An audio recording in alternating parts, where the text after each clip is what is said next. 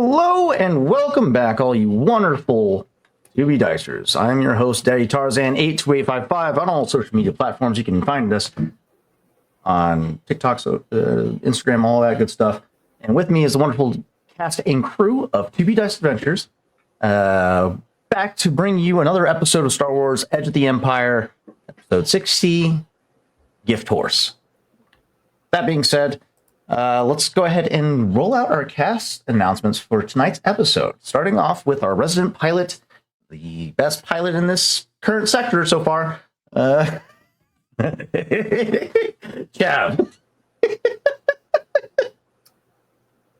Damn, he's fighting boys, Tarzan. All right. Anyway, hi. I am Matt, also known as Wartarn Knight, out there on the interwebs.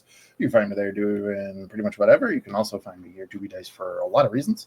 And this evening, I once again will be diving into the very complex mindset that is that of Chav Agent Lancer Visto, the Cloud Car Grand Prix winner on Bespin not too long ago, in cross-galactic smuggler and freighter, and apparently now agent of the ISB. Yeah, and me as the player, I'm totally not panicking as to why we need to not look at a gift horse. Tarzan? Why? Huh? On to you, That's a good question. Well, I for one never look at a gift horse because they usually end up dead. That's Rawls prerogative, not mine, obviously. But yeah, hi, I'm Oz. I'm playing Rawl today. Our resident Thursian grenadier expert and lover of all things that go boom. And you know, it's almost like we're taking one step forward and three steps back because we've been here before. At least Rawl and Oha have been here before, and now we're going back? Question mark? Why? So yeah, this is gonna be interesting, and we'll see how the Force and his Knights of training will play out. Hi, everybody. It's Victor here, also known as Victor the Story Weaver. I play the other half of the brotherly two halves of Raul and Oho. Oho, aka Feldaru, aka individual who was gone and absent from the party for a while, doing things and tasks until he finally returned and now has rejoined his brother and other members of their team to figure out what's going to happen. All right. And we have other cast members that join us frequently, a part of the Star Wars Edge of the Empire storyline. That being Ren, or Mask Ren, who plays Ego, the charming, force-sensitive smuggler, as well as Dia, who plays Dove, the bipedal tank of the party. They won't be joining us for tonight's session, unfortunately, but we hope that they'll be reuniting with us here soon. They are just currently busy at the moment. That being said, let's go ahead and roll out our announcements for the week. So far, it is projected we will potentially not be having a Dimensional Dial episode this month, as schedules are conflicting. So we do apologize, but that just makes the return of the Dimensional Dial that much more sweeter when it does come back. That being said, we also have Frontiers of Eberron coming up this Sunday, with being headed by our lovely Michael St. Gregory, as he delves into the storyline of Quickstone, a neighboring city on Eberron, near what was our town, guys? Wormwatch. I couldn't unmute fast enough. Near our town, Wormwatch, where some of the cast here has been part of. Then we have Valley of Endless War coming up tomorrow, and then Tales of Varden coming up this Thursday. Dia, who plays Xenia, and I will not be present, as well as Lee, who plays Nog. So it'll be a storyline following Grendel, Godi, and Emrys as they escort families that they are currently in care of to Isilra. Nope, I'm crossing streams here. It's Isilra. There we go. And we'll find out more what William and his crew were up to in the meantime on the next episode. That being said, that is all we have for show announcements coming up. Let's go ahead and return us back to the scene of where we left off. Let's see. There we go. So,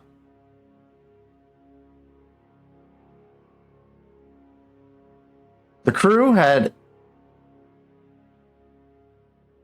successfully reunited.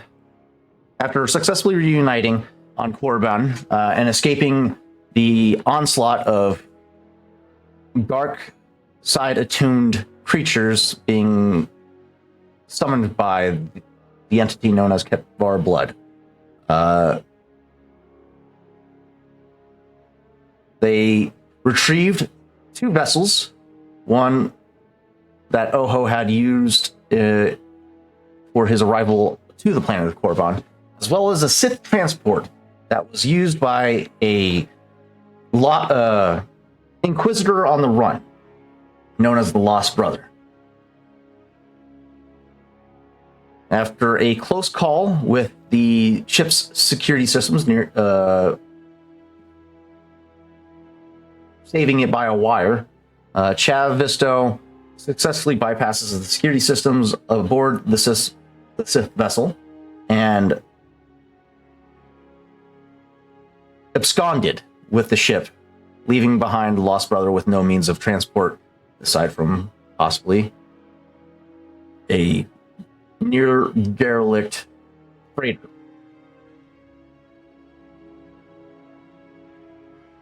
The crew is then hailed by their ISB handler Killbolt as soon as they leave the atmosphere of Korriban, who apparently has been trying to contact them for some days.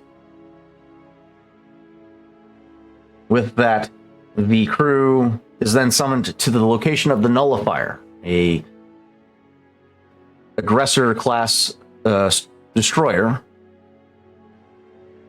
located in the fringes of wild space near the sector of Nothawin. Is there that Killbolt is debriefed of the events that took place on Korriban, minus some details. If I recall correctly, I don't recall if we divulged the events of Ketvar. No.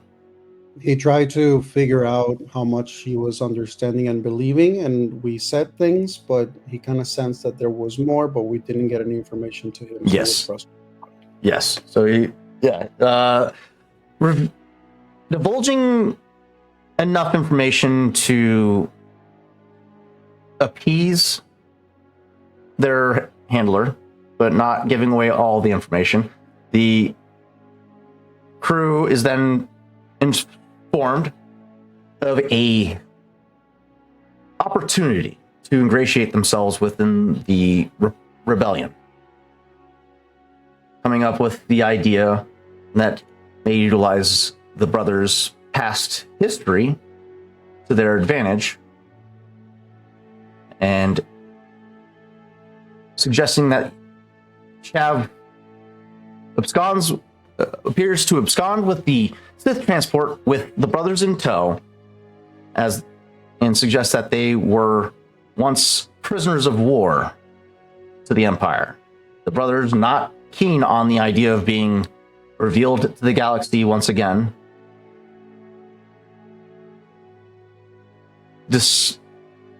Dismiss this course of action in favor of coming up with their own. In the meantime, Keelbolt offers them free reign of the Nullifier as they recover from their injuries and resupply themselves with the gear needed to take on a trip to the rebellion. Where the rest of this journey goes, as well as what the course of action that these brothers may have in mind, is to be diced.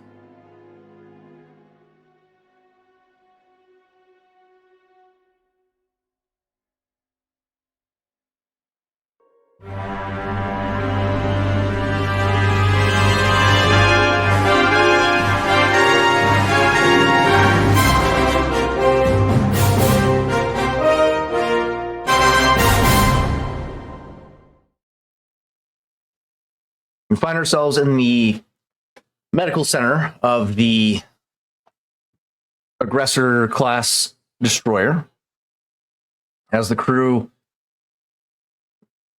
receives treatment for their minor injuries.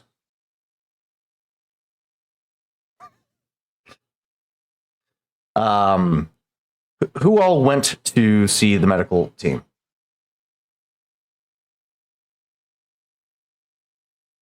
I would assume everybody, because everybody's pretty banged up. Jav actually got fully healed from the rest, so he's okay.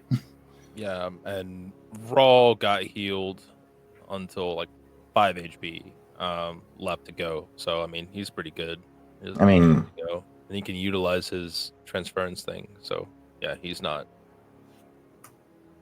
I'm gonna say Ojo goes, but he doesn't go to be like, oh, here, treat me. He's like, where's your back to? Where's your back to? Yeah, the back to tanks would be at your disposal. The medical officers would try to get your biometrics and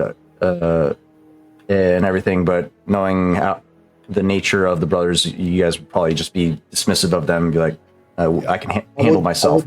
I would bring Raw with me, so that basically is like, if there's anything that we need to get treated, is one at a time, but the other one stays with the other. Mhm. Like anything that they attempt to do, it's like if they try to be, it's like, what are you gonna do with the hand? Like, like it's that level of like, I don't trust this people.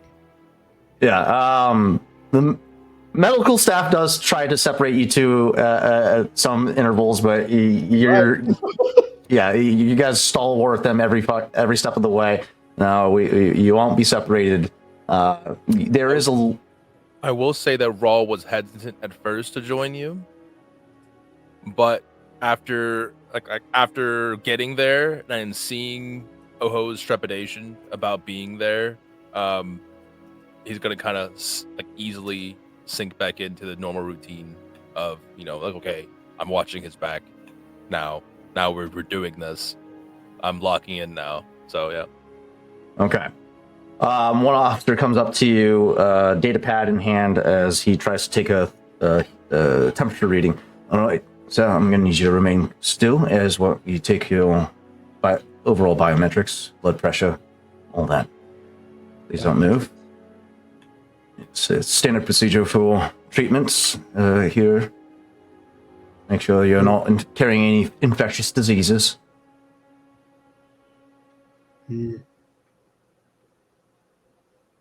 Ojo just goes incredibly still, and their eyes are on this person, and it almost looks like, did he just freeze? Like it would just be that, like, listening to this person, it's just that thing of listening to biometrics. Oh, the explanation is just There's a level of hesitance as he takes this visage in. It's very unnerving, and he's like, "All right, initiating scan." and he just he raises up a device that emits this green beam and scans over your forehead real quick. And he looks down at the data pad. All right, blood pressure is good. Blood type O negative. Rare blood type, very well. Seems to be green and clear. Just minor bruisings and cuts. Can't help but notice you missing an eye recently. Do you require cybernetic prosthetics, or do you have a preference of treatment for that, sir? I will sort that out on my own. Very well. All this can be treated with a routine bath in the Bacta tanks. If you would proceed to bed, Bacta tank 3 is prepared and ready for your treatment. Just disrobe in the chambers here, and he points to a little curtained off section where you can change out of your clothes and into a bathing an apparatus that will help keep you suspended in the Bacta tank, and you make your way there. And do you disrobe, and or you guys like, so you say just a few bruises and some cuts? Did you have Bacta injections or patches?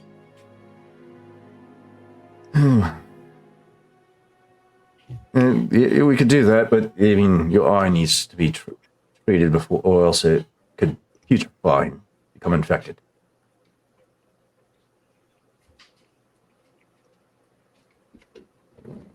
He looks at Raul.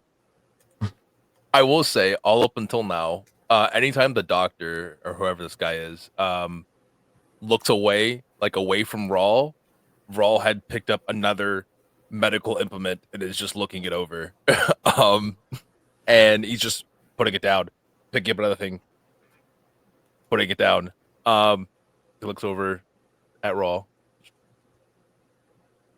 So, all of our implementations have been sterilized. Please stop touching. Oh, yeah. I see. So, How long will I need in the tank? for the level of, sir, put it down. For the level of trauma done to the ocular socket, can you please tell him to stop touching things? What makes you think I know him?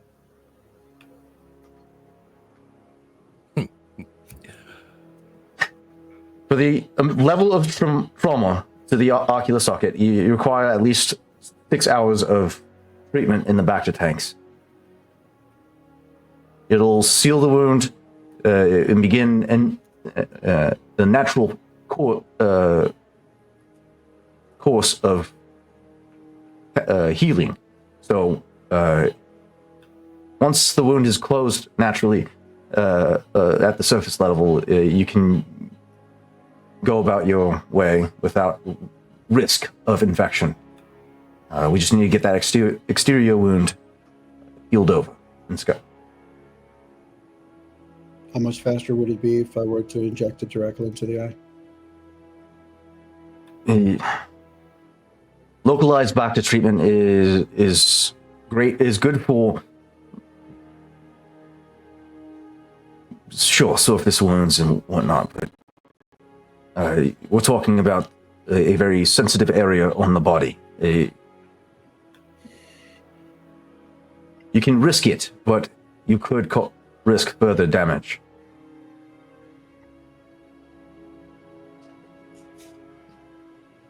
He looks at Raul. Raul, put it down. Fine. Petty officer, please re-sterilize all the instruments that he has touched. You see as Oho goes to remove his clothes and then emerges with just like the shorts to have the Bacta suit. And Raul, you've seen many of the old scars that Oho has earned throughout the years that you guys have been together. But this is the first time that you've gotten to see what a lightsaber does to your brother's body. And there are spots where there's literally just a black hole where clearly the saber went in, and like it basically went in damage, but as it came out, it cauterized the wound. There are slashes on his back and side that look as if the skin just basically sunk with the burning and stayed that way. Not to mention, obviously, the burn on the side where his eye's gone. But yeah, like this, some of this looks recent enough to be from that battle that you saw him finish, and there's a couple of others that look like they might have been from a little earlier, like a little older, also like closed up, were patched up on the go, so they were not like fully healed, or the skin never actually like fully recovered. So Yeah. there's like just this areas of burn scars on him. The picking up of items and looking at them was to mask how nervous Raul was. And upon seeing your bodily scars and the lightsaber wounds, finally putting the last object down, he turns and really looks. And I mean, before he was nervous about, the missing eye and like why is his brother not more freaked out about it, or trying to like strangle this doctor to get what he needs like he usually would do. But the calmness that is being displayed, while it has been displayed before, is not as honed, if you will. And he looks, and you can see his gaze. You, Oho, can see his gaze harden. And you know that he wants nothing more to instantly teleport across that room, grab you by your shirt collar, and ask, what the fuck did you do? But he's holding it. You see Oho finds your gaze, and he knows the feeling behind them. He sort of kind of hands you all the gear that he's been carrying with his clothes. He keeps the clothes there for when he takes the tank, but his stuff he gives to you. The only thing that he keeps with him there present is his blade. He's like the Dathomirian blade. And he sort of approaches to you, hands you over the stuff, and just sort of gives you a make good use of these 6 hours. Yeah?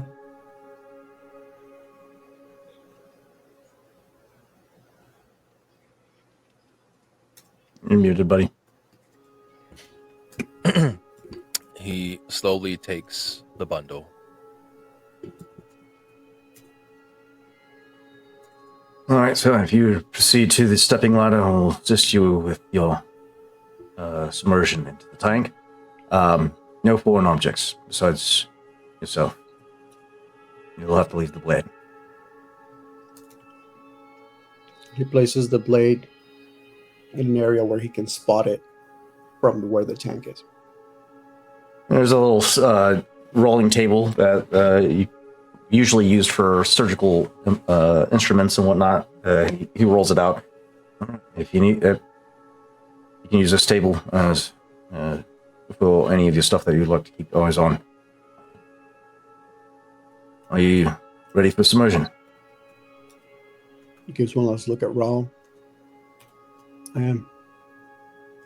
Well, And with that, a team of 2 assistants come to aid you as you step up onto the ladder, and they begin to fasten hoists or cables to the waist belt that helps keep you suspended in the tank. Attaches a weight belt to keep you at a certain buoyancy, and then they don a breathing apparatus over your face as you get into the water. It's the initial reaction is to flinch as the Bacta is cold to the touch.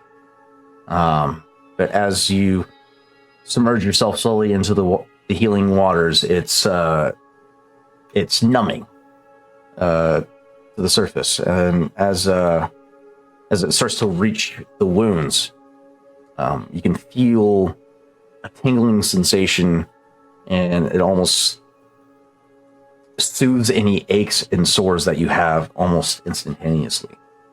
And once you become fully submerged, you see your brother on the other side of the plexiglass, holding your stuff, observing the process, and they seal the top of the tank above you. And it is just quiet, bubbling, and deafening. It's a deafening experience.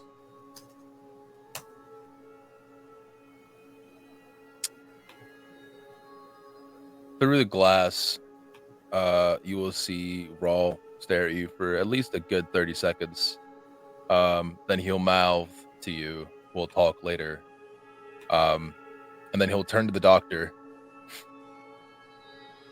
If I come back and that blade has moved an inch, I will take an inch of your life.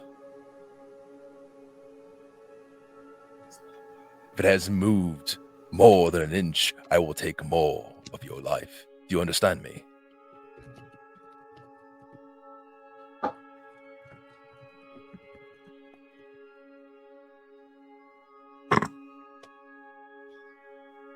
Just nod.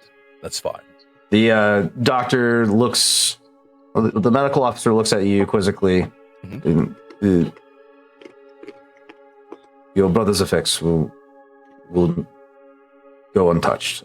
Actually. Right. And without a word, he turns around, stops at the door, and turn his head, not really looking back, but like kind of over his shoulder, and you'll feel a push of the force, and you'll get a kind of impression from Raw, and the impression sums up to don't die. You actually, as you send that, you hear the sound of the plexiglass with a couple of knocks. So if you turn to see him, you see him gesture to you in the hand language that you guys work with whenever you have to communicate without words and in code. So you see him as he just goes and says, he does always be prepared.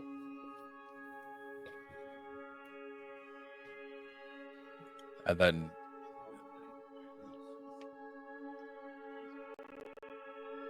he'll just give a slight nod, just barely perceptible, and then exit. I will say that Oho is going to make the most out of those 6 hours. While he understands the concept of meditation, how often when people ask or try to teach him about meditation to close his eyes, Oho is actually exercising a different type of practice. Because he is someone who needs to always and has always been about being focused while being able to keep his eyes open, but his peripheral very aware. And so the way that he uses the opportunity of the fact that his body is suspended and there's the droning sound of the bubbles of the tank, basically creating a humming sound of sorts to basically keep a baseline. He kind of just looks ahead, allows his focus to soften, sort of opens up to the awareness of the room, and he just probably becomes very eerie for the people looking that are from the med group, because it would think like, oh, this guy's probably going to try to rest in the 6 hours that he has to recover while he's healing. And instead they just see this guy floating as his eyes are just looking ahead in the distance, and it just looks like they just become completely just honed in, like they're there but they're not. And oh yeah, and that's how Ojo is going to attempt to meditate. All right. Let's go ahead and turn our attention to the game table. If somebody could present, we're going to go ahead and roll our luck points for the day. And then I'm going to call on a discipline check to see how successful you are at this meditation.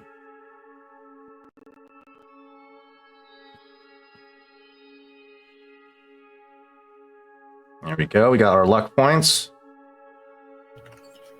Let the record show Chav normally rolls a dark side at least. Let the record show that Chav has been rolling more light side lately. Let the record show that I don't know why. Let the record show it's because Ojo is back and Guy is not tormenting Chav enough to take him to the dark side. Correct. Okay, so we have 4 light side, 1 dark side. Nice work, guys. All right. He doesn't mean that. I'll let Very him cool. the audience. 2 successes. We'll call this an average difficulty for the discipline. You succeed. All right. You reach a level of tranquility as the hum of the bubbles that expel around you in this numbing sensation. It allows you to really connect with the environment immediately around you, and you become more aware of the various daily tasks that the medical staff keep up with, the monotonous sterilization processes that they go through to keep a clean environment, a clean and sterile environment while dealing with patients. You kind of start to pick up on some of their surface level emotions as they go about their tasks. You feel some level of contempt. Some people give you this level, the sense of strict adherence to protocol, to the correct steps in completing tasks. Some just want to go back home to see their family or loved ones.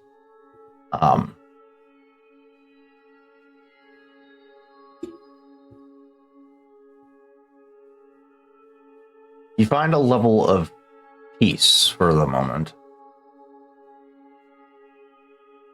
while suspended in this Bacta. And you achieve a state of meditation. If I may, Ojo's meditation is not passive in the sense of even this is a time to prepare. That's part of why he made the signals to Raul of always be prepared. And so the way that I visualize it is this awareness of the people moving around this room, like passing by, and then the different locations of the room. There's an overlap that happens where he's actually seeing from a third person perspective the fight that he had with the lost brother literally unfold in this room.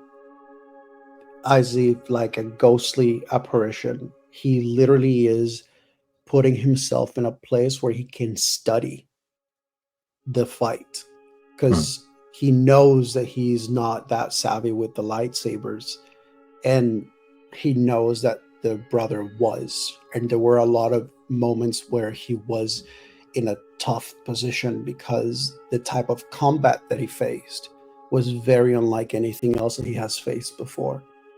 And so this like hyper focus, this like 1,000-yard stare is just creating this like overlap of things, of visuals, of like inventory of the individual that they saw that took Rawl and tried to, loaded Rawl with force energy, the Korriban, the ruins that they were in, the symbols that were on the walls. Like he's just literally creating this mind palace.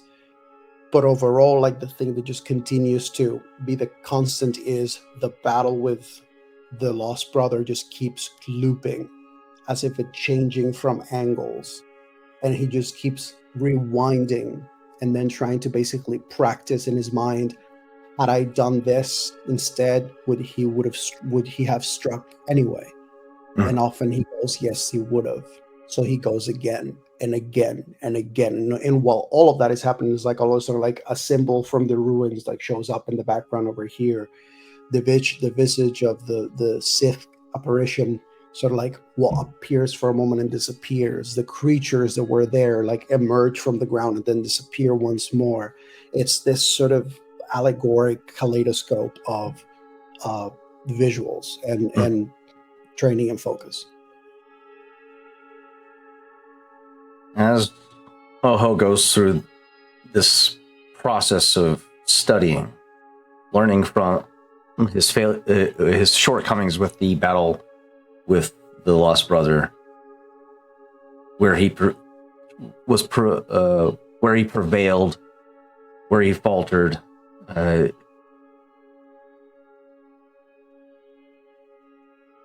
scene does begin to transition outward into the corridors where Rawl makes his way to reunite with Chav.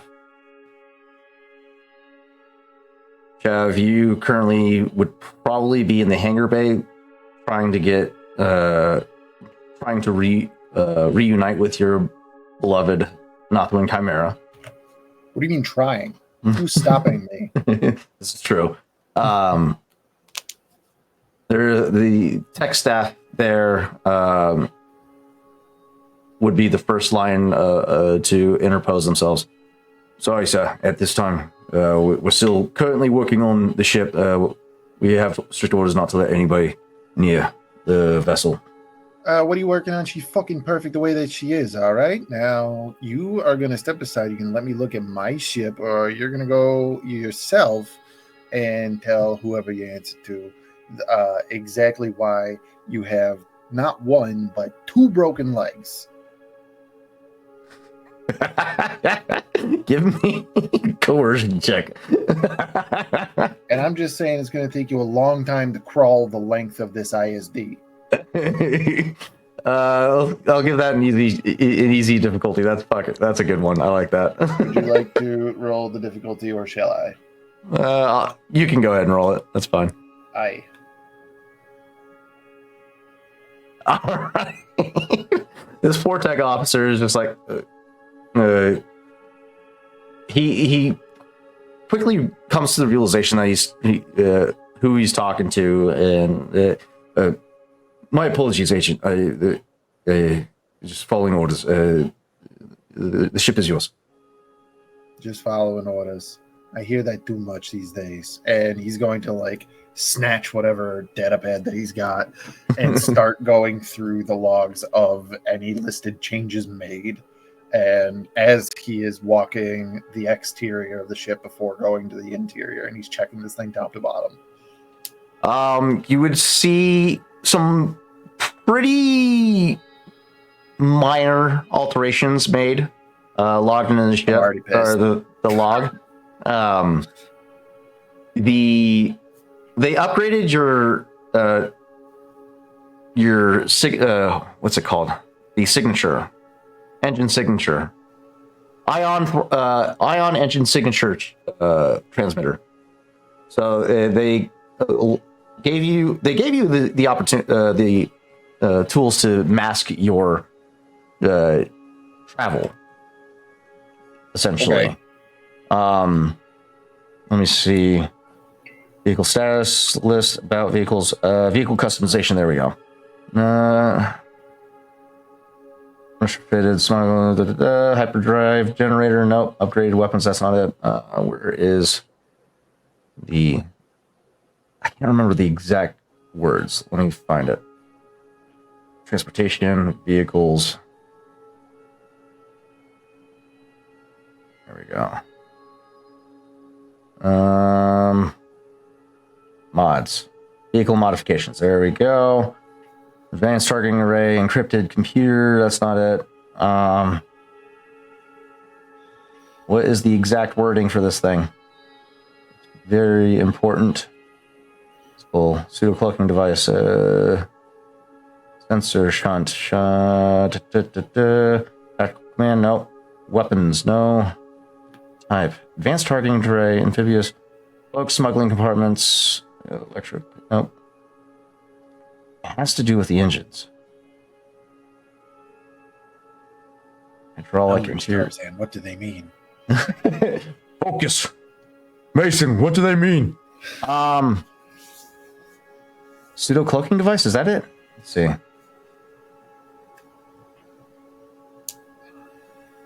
No, that's not it. So there's a modification that can be made. Whisper thrust engine? No, that's not it. That's an engine itself. No. Vehicle attachments. Please hold. The This is- unethical changes that have been made to your ship are important to us. Advanced subspace encryption array. I think that might be it. Let me double check. Secondary transponder.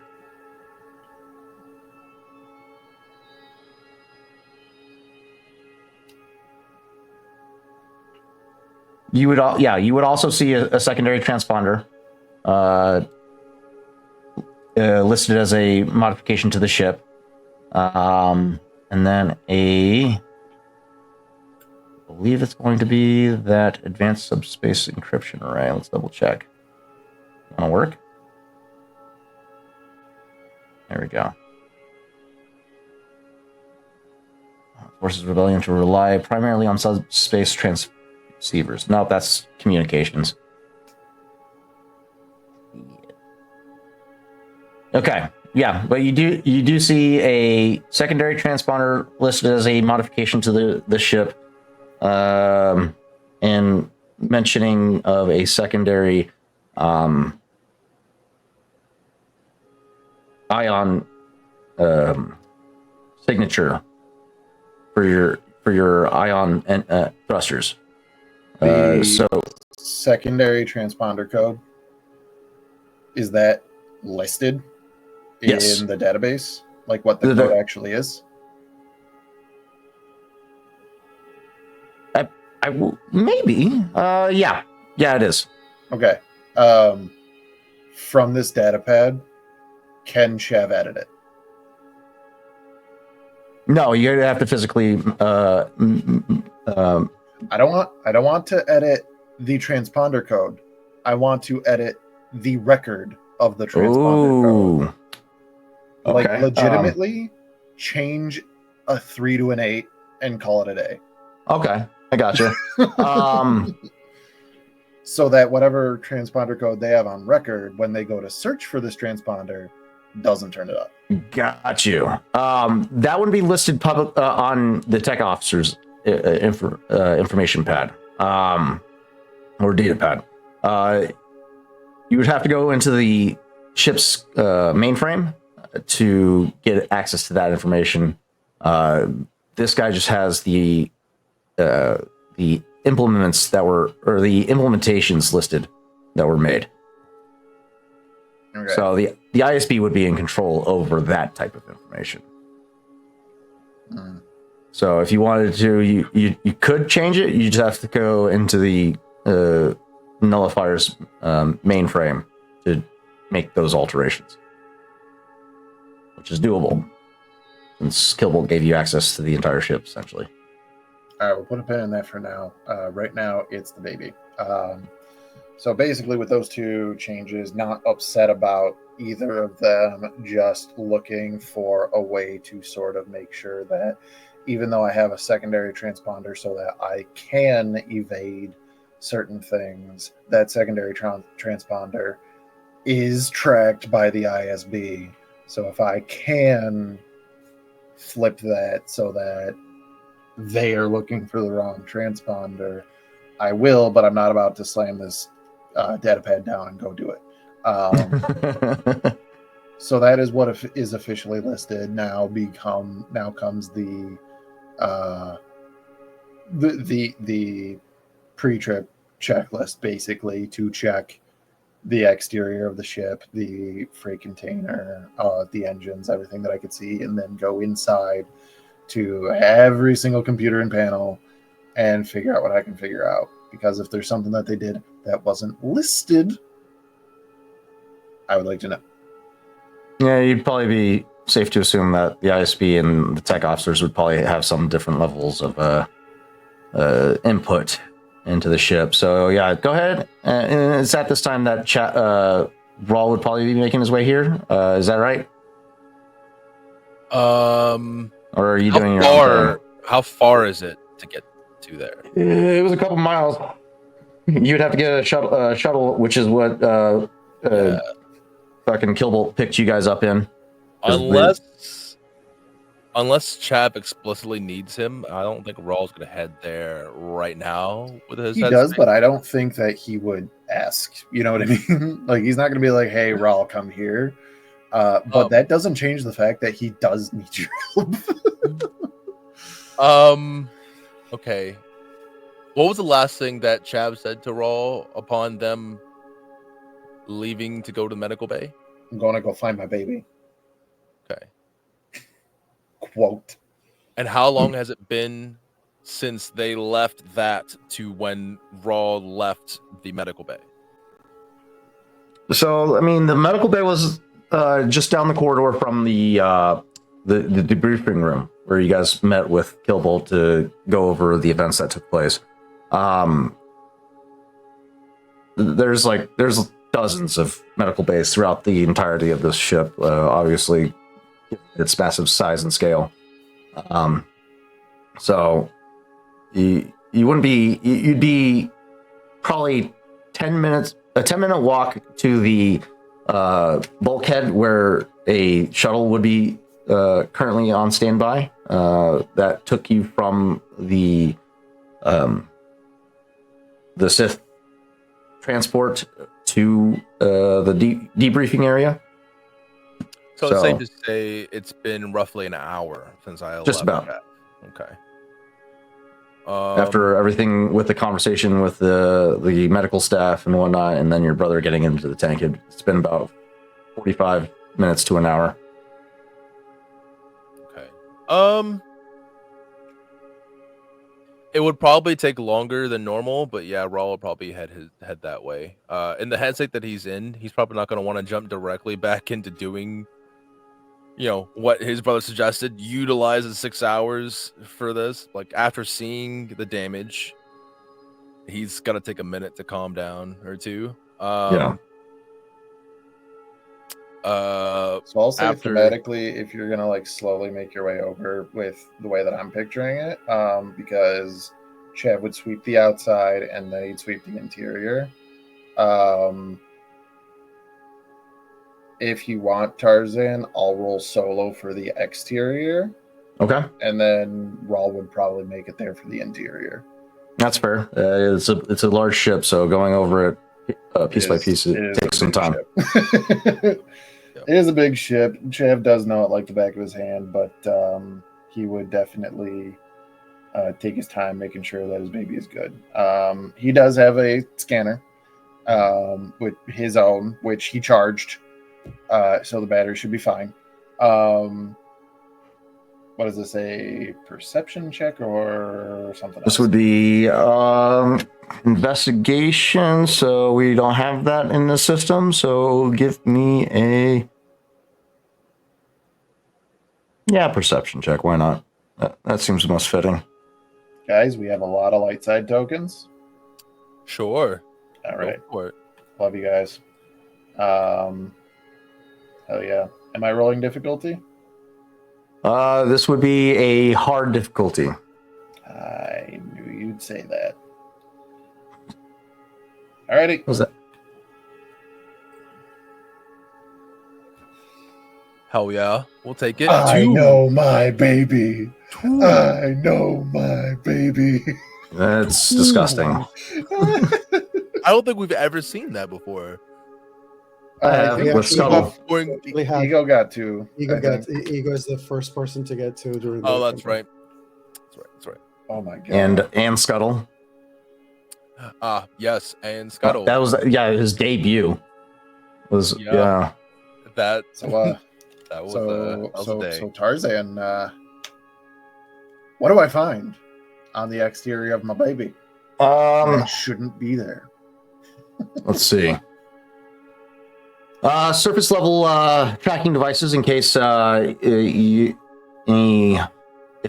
case of the fact that you are able to edit the transponder codes. They have some physical implementations to keep track of you.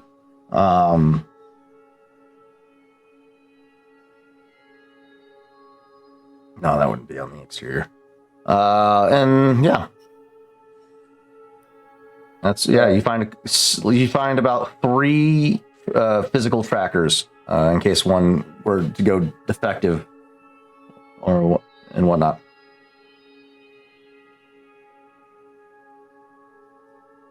Are they all ISB? Because maybe I just found some shit that was there before from something else that Chad missed. To be honest, because I've That's never experienced such luck in my life. If there was, I would say the tech staff for the ISB would have found it and probably dismantled it and rerouted it somewhere else. That way the nullifier wouldn't be identified. So I would say it would only be the only ones that actually, let's get a fucking check from them to see if they would have found it in the first place. What you're saying is that there was something. No, I'm kidding. Mhm. Let's do this one. Okay. All right, officer. Let's see how good you are at your job. I am not going to be Han Solo bringing the Millennium Falcon with a tracker to every single rebel base and causing every single conflict in the original trilogy. Oh shit. I guess you would probably find a tracking device that wasn't ISB coded. That's not good. Can I discover? Do I have any idea what it was? Like, is it Hut? Is it like that would be my first instinct if I didn't like have any other knowledge? But Hut would be the first instinct. Beyond that would be things more nefarious, and maybe it was Guy, and I'll be mad.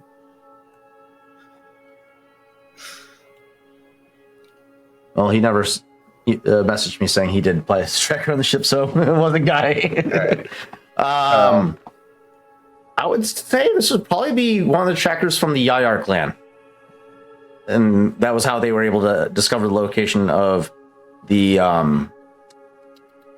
hidden base on Yavin Prime.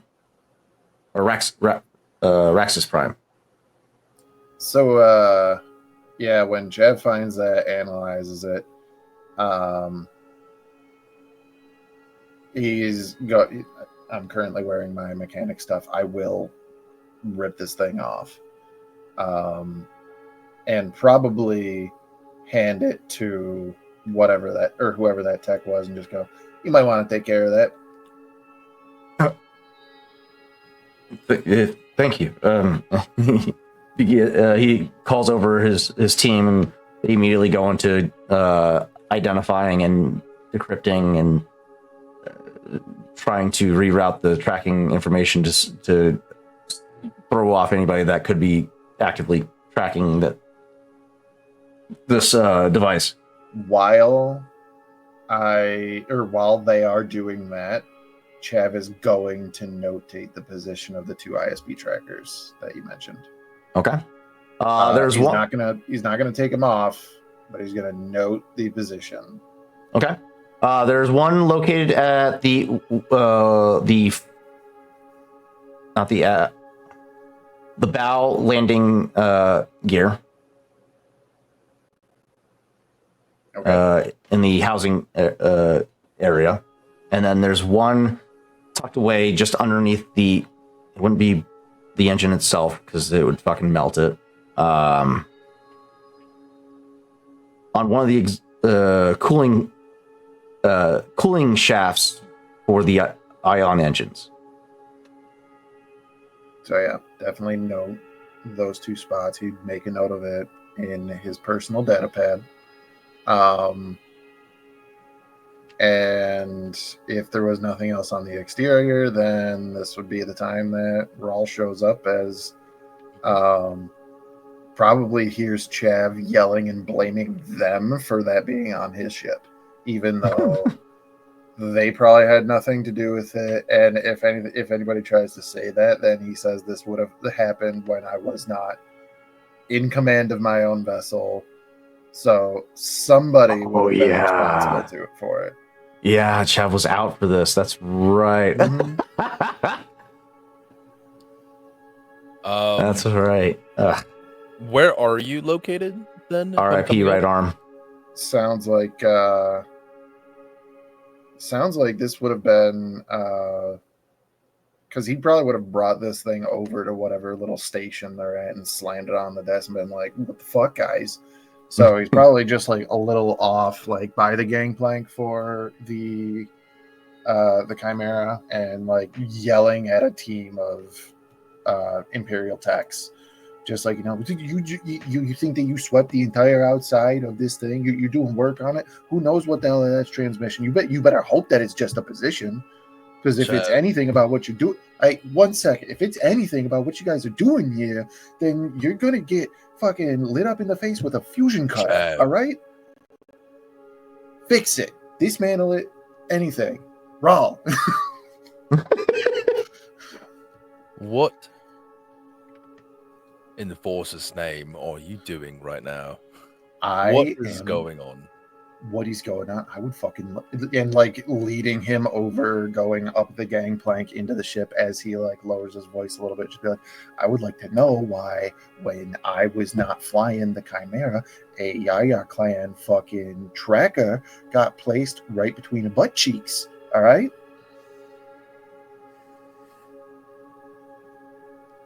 It's the ISB, Chav. Are you surprised? Well, I'm surprised that they didn't. I'm not surprised that they didn't catch it. I'm surprised that fucking when I wasn't the one flying this bitch. I'm sorry. And fucking why did anybody? When would this have happened? Huh?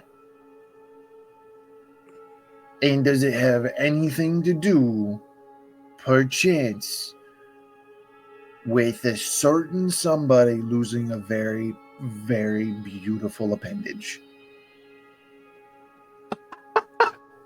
As Chav is going around the ship and complaining about the little things that's going wrong, and then he tells him this information, all this time Rawl has been like, oh yeah, that's easily fixable. Oh yeah, okay, I can just reroute this and it's fine. Like, he's already formulating fixes for everything.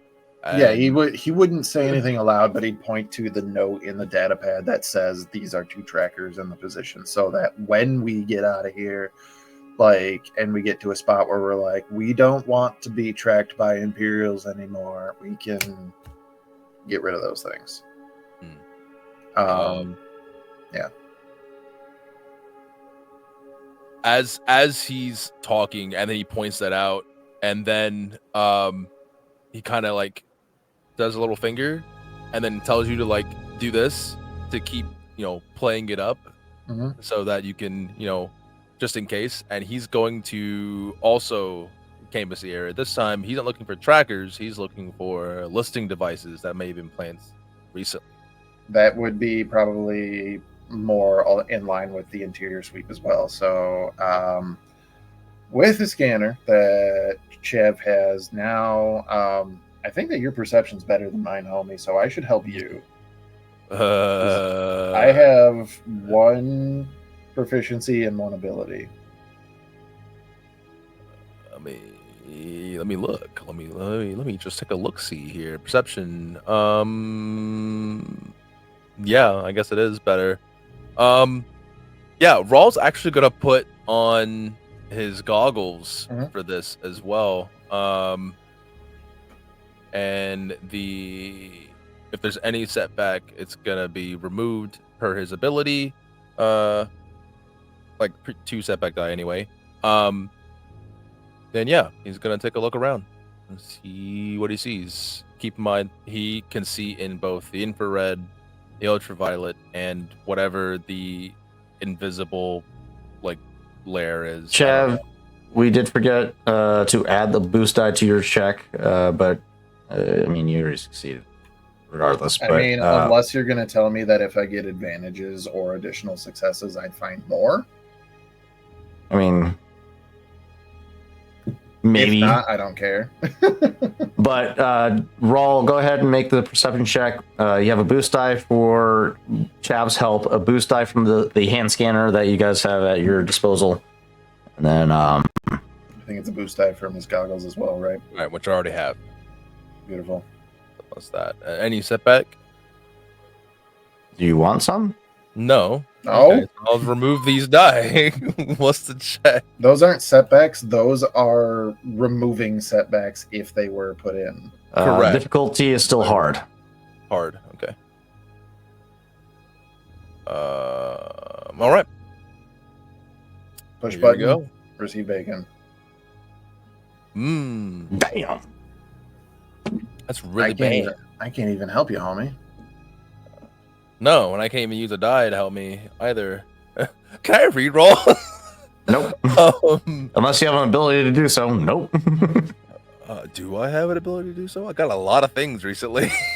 No, you're over here collecting talent trees like fucking Pokemon. One, All of 2, my- 3, 4, 5, 6, 7, 8. That's too 10. much. That is too much. All I've of been my to- reroll things have to do with flying a ship, shooting a gun on a ship, or talking to people. Correct. So with sensibility, I can sense sentient and non-sentient beings. That's not machine parts, though. Nope. The machine is not being. So Sure. you do a quick scan over the interior with Chav's help. You're not picking up any any devices that could be potential listening devices per se. And your sweep throughout the ship turns up clean.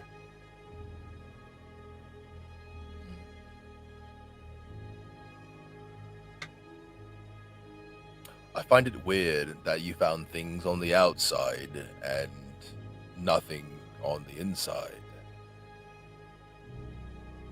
We're It's just almost not like looking in the- the right place. It's almost like they're playing with us, though.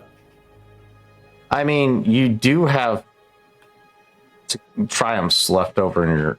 Yeah, but that would just bring it to 0. Yeah, it's still a failure. Never mind. So I would I would rather just hang on to those. Correct. Also, Tarzan, as I was just looking back at the chat, I don't think we got experience for last week.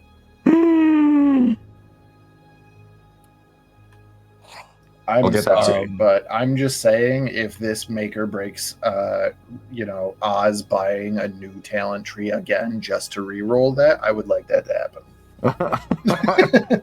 I forgot to do. Let me double check. No, I cannot buy a new talent tree. I think why the next one is going to cost 7,000 experience. No, because it's gonna cost. Let's see, it's gonna cost 100 experience. Oh, I had the wrong place Because- value. Because each new tree is another 10 XP additional to get a new tree. Not counting your force powers. Oh, the ones that I gained are the ones that I have given myself. any specialization trees. Horsepowers are not counted as specialization trees. Those are talents. Okay. And, Night Sisters as well would be. Yeah, that was a unique specialization. Okay. So 1, So Night Sisters would be counted, and then 2, whatever else you've purchased. 5. Yeah, so 5 of them. So the next one would cost me 60. Either way. That's fine. Plus 10 if it's outside your career. Correct. Which is fine. Um, That is fine. Either way, no, I cannot afford that roll. Session 59 would have been 5 XP for everybody. Hey, Perfect. Which not cargo hold do we have on the Chimera right now? I think it's the one with the retrofitted hangar bay. Not the one that had cash in it, the smuggler's cash in it. I don't think so. I think that is the one. You didn't have that has attached, been- but that cargo container is sitting next to the ship. I'm ISB gonna- got their hands on it. I'm gonna check the cargo container. Well, yeah. I mean, that would have been included in what I was looking at before, and I want to make sure that they didn't fuck up my smuggler's holds. Correct. I'm gonna look inside the smuggler's hold. Is there a smuggler's hold in my smuggler's hold? We didn't pick up the spice yet, did we? But we still No. had something in that container, though, right? Or did we already deliver that? I forget. Everything that we had when we had the Chimera was already delivered. Okay.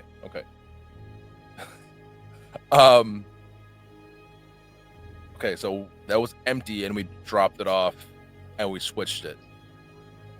So It was being used for as a rental service for the transport company that Chav was working for initially when we first kicked off the campaign. okay, Raw will come back off the ship, spot the compartment sitting off to the side. Oh, isn't that yours, Chev? Yeah, Did you get the funds for it? yeah. All of it. Why is it here? Well, It's the ISB. They saw something of Chav's and they acquired it. Slot bastard. Anyway, yeah. I'm gonna go check that out. I would try to see if we can do another sweep. Maybe inside the living quarters. Maybe. I mean, I'll take another look. We'll see. And yeah, Chav would try again for the living quarters specifically, and it sounds like I would have a single boost die. Correct. Indubitably. Still a hard check. Mm-hmm. Still hard. Definitely not in the living Guys. quarters. Yeah, there's nothing. As you're doing a sweep, the tracking devices were oddly easy to find for you, and now as you're looking around, you're trying to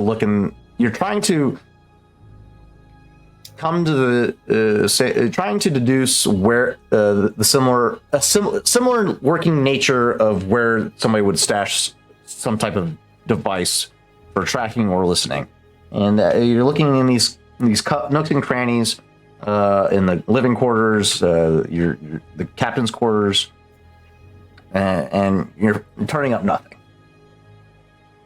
It's in the peanut butter, and Chav just starts eating the peanut butter. Trying to find it. It's now canonical. We have peanut butter in Star Wars. I knew it. Thank God. Raw is going to go check out the container. Any compartments that inside it that have a computer or some kind of, display panel of some sort, he's going to be popping the covers off of those, looking back in the wiring. This is Chav's. This is Chav's container. He can say whatever he had in I'd it. say so this is the container with the smuggler's hold. He kept all of the data of his like what shipments he had and where they were stowed on the ship. Um, A he little had black that all book in of his not a black. well, He had his own data pad, which is the same one that he still carries. It's just in a different folder. You know, things like that, and then smugglers stuff he would have encrypted in a different spot on that data pad, so that Yeah. like that data pad doesn't leave his side. It's got everything that he cares about on it. So yeah, that's what he wouldn't have like a computer in the container or anything like that. There'd be at most like lighting, probably. there'd be there'd be a control panel for like lighting or the mag locks for shipping containers because there's no straps in space. It's all magnets, as well as like the door and stuff like that. But that container should be empty, correct? As far as I'm aware, Chev had no freight to move unless they usurp something from this company. Snatched it in mid transport. Seized it. Yeah, go ahead and do a quick sweep of both of the container as well.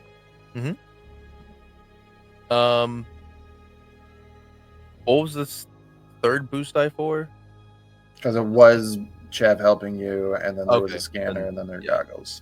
So I have none of those and just the goggles. So Uh-huh. yeah, he's gonna use the goggles and see what he comes up with. Damn. Okay. We're rolling Yeah. bad. As you're Maybe doing we'll a try s- another day. As you do a sweep through, it just looks like a standard container. Aside from the additional compartments that you were made aware of by, through Chav, nothing is stashed away in any of the cubbies. Everything looks up to board. Okay. All right.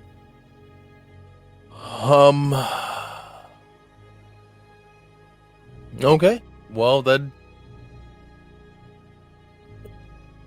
Yeah, we could keep Chav, throwing dice at it all night, but I don't think it's gonna help things. This ain't the day. We're gonna have to try something else. I mean, I'm very tired myself, and with No, everything we're fine. going on, You're good. How's your brother? it's a lot worse than I thought. I mean, he's all right, but it's a lot worse. He's got saber marks on his body, and he lowers his voice as he's kind of looking around a little bit because they're now outside the ship away. So because they aren't sure if there's listening devices. So Yeah. There's that, and then also Chav would be on his way to the Lancer. Exactly. Yeah, he had saber marks on his body, light saber marks. I mean, I figured. What about heavy saber marks? Shut the fuck up.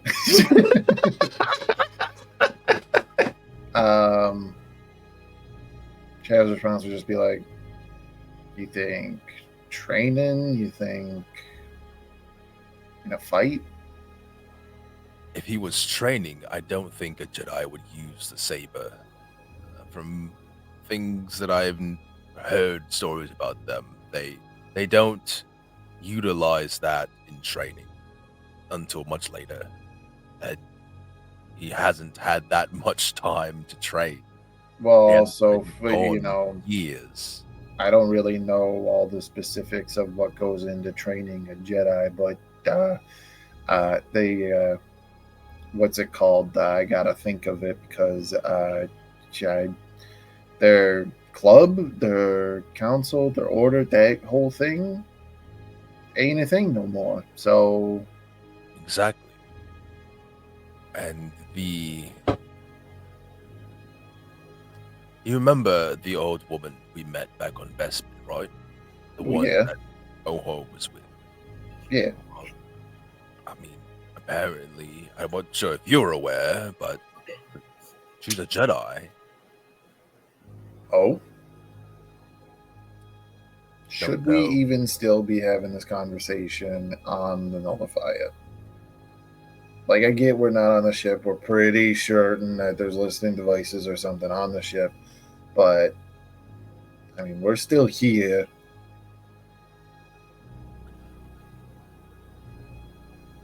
We have no knowledge. Even if they took us, we don't know where they are. So, I think we're fine, regardless.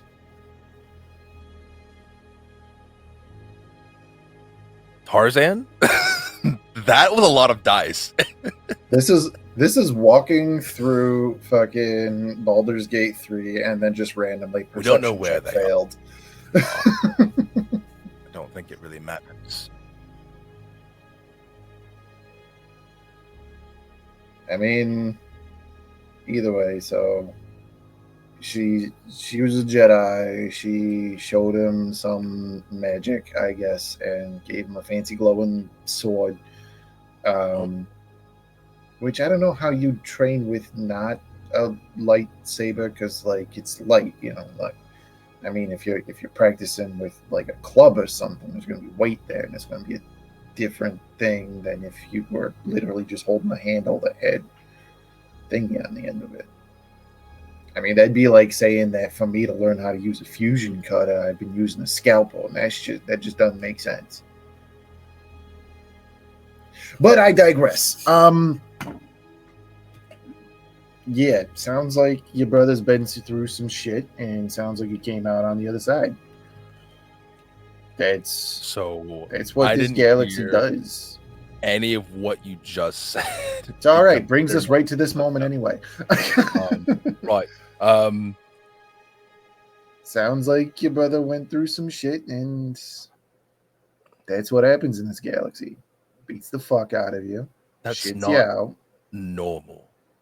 Wounds, though. Well, you saw who he was fighting when he came dropping through the ceiling like Yes, some and kind of he's lost superhero. an eye. He lost an eye, and he was acting so calm. And it's not something the galaxy just Wow, loves I to can't see. believe somebody possibly lost a body part and all the dangerous shit that we're kind of, maybe going through. And, mine was just some fucking piece of shit people, and his was somebody trained to hunt down Jedi, I guess? That's not what my brother is like. I don't know. Maybe I'm just not used to him coming back again. It has been a while, Yeah, it has. but You also grew and changed a little bit too, I don't mean taller. We can't fix that, but no, we can. And he gestures to your arm. yeah, but the proportions would be all off, and it's just a nightmare. Anyway, you You have a door boy? Sorry. God. Hit the wrong button. Killboat? Paging, Messing- Messing with my mods here. Would whoever put the gray TIE fighter in Bay 3, please? You left your lights on. So yeah, but yeah, Chad would basically just go on like, maybe he hasn't really changed all that much, but the fact that you also changed made the change seem so much bigger.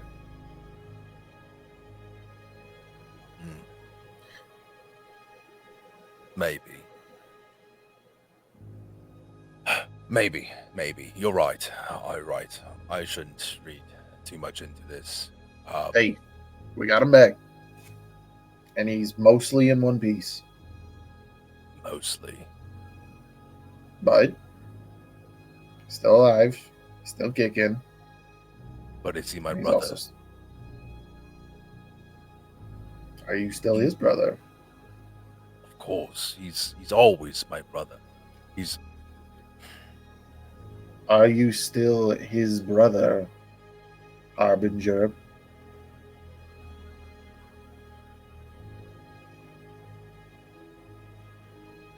You ain't yes. gonna get that past me. I know that you said no, but even still, you dragged me down into the depths of a Sith fucking tomb on a whim. Would you have done that if he was standing next to you?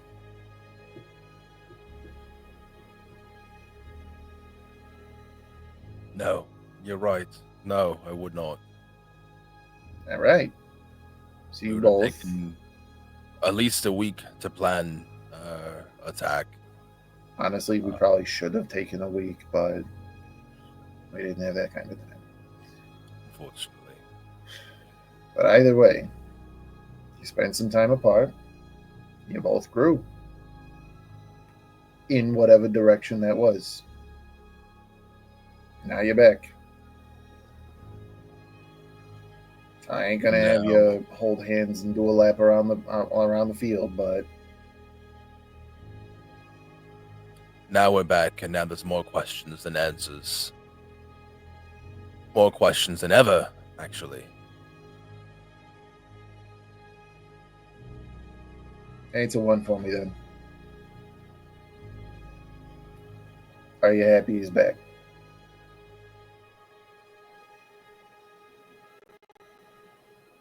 And Rawl takes a moment to really think that question, because that kind of hit out of nowhere, and it hit a nerve, and you can visibly see him tense up. It's just like, damn, am I? I've been nothing but angry toward him, and now that he's back, that anger intensified internally. And now, am I happy that he's back? I have a question there, Tarzan. Why are there Um, so many dice going across my screen? Who failed their stealth check? I was just clicking an ability. Oh, I was and just clicking. Who's here? They However- failed. They did not have a success. They failed their stealth check. However, as you're having this conversation, you, Chav, out of your peripheral, spot a shimmer off in the distance, but heading your direction.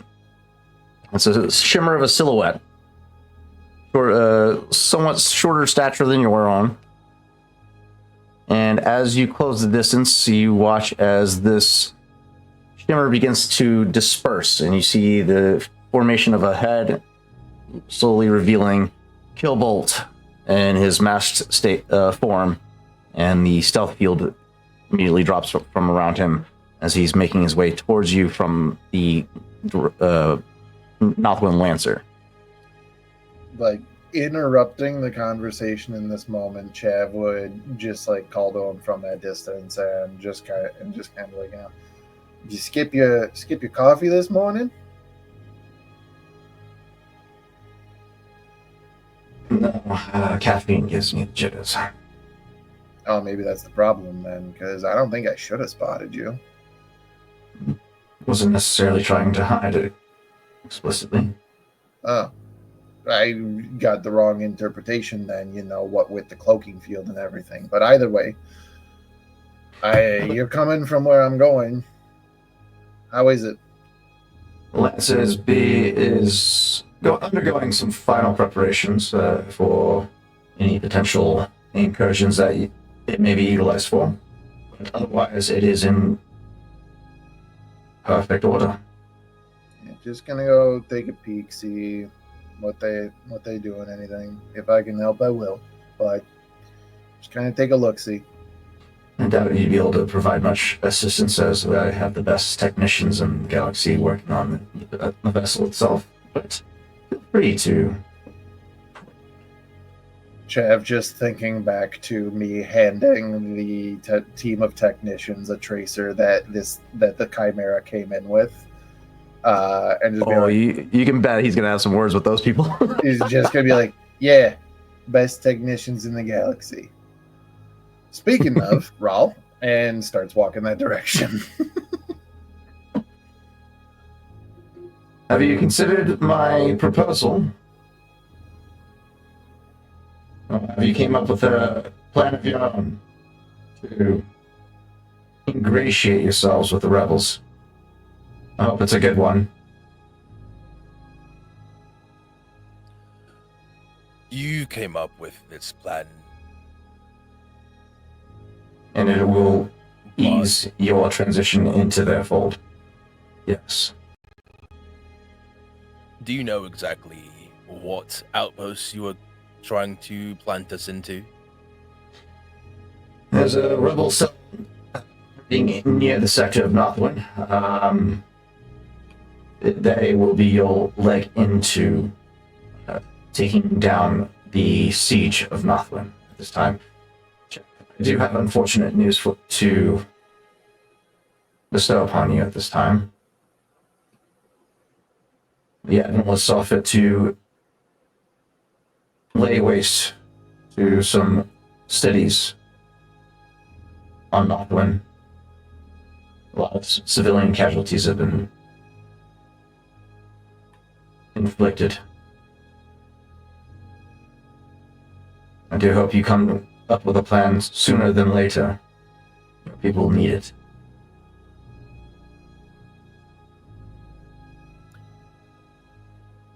Northwood. DM, have Raul and Oho been involved with that outpost before? Yeah. The outpost on Northwind? Mm-hmm. Give me a lore check. Daunting difficulty. Sure. This is a big ass fucking galaxy. Daunting is 4, correct? Correcto. All right. Do I wanna? Nah. Just a lore check. Oh hell yeah. There's no base located on Northwind. As far as you were aware at the time. However, you have been in that sector before. On a planet known as Hoth. I'm sorry, Hoth? Hoth. The planet of Hoth. Oh, Hoth. You have been to that base before. Was not your most pleasant experience, as it is a desolate ice planet. Probably not somewhere you would want to stick around for very long. But it is used as a smuggling point, as it is easy to conceal one's presence on the planet, as there's not much life on the surface. Yes. Both Raw and Ho had a very unfun time there, as they both come from a red desert planet. So, yeah, did not like it.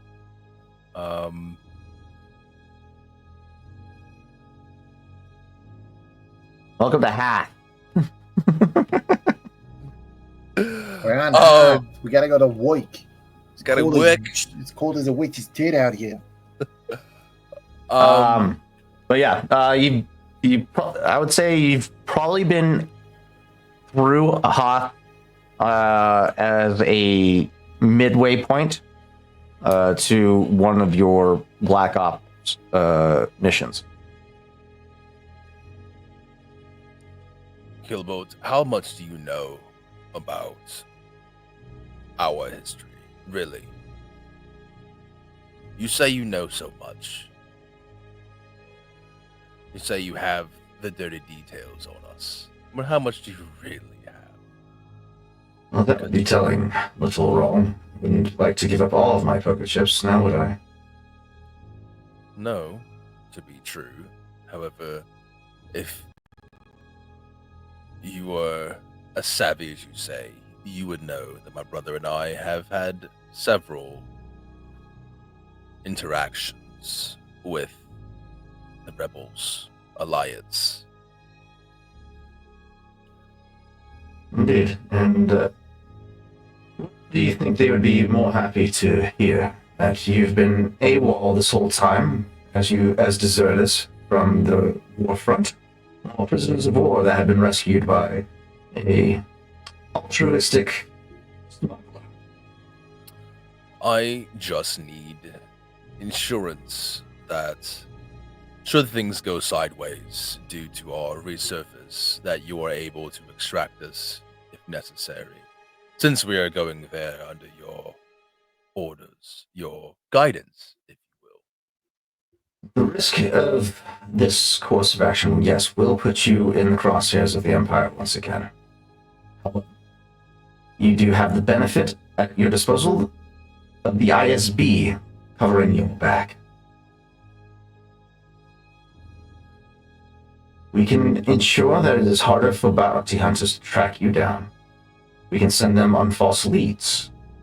We can cover any tracks that they may potentially learn of from the Empire itself. Some may slip through the cracks and see through the smoke that we're able to throw. But we'll at least alleviate the brunt of the tracks of the bounty hunters that follow.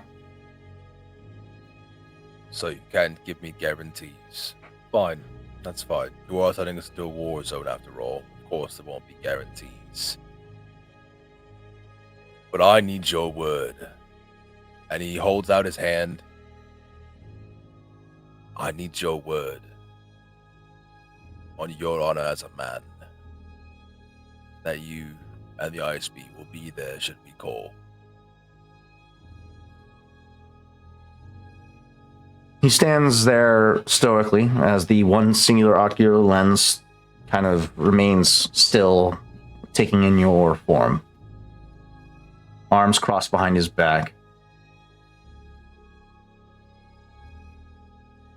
Donned in his stealth suit. Not stealth suit, he doesn't need a suit. However, his uniform is designed for concealment. He looks you over, looks down at your hand.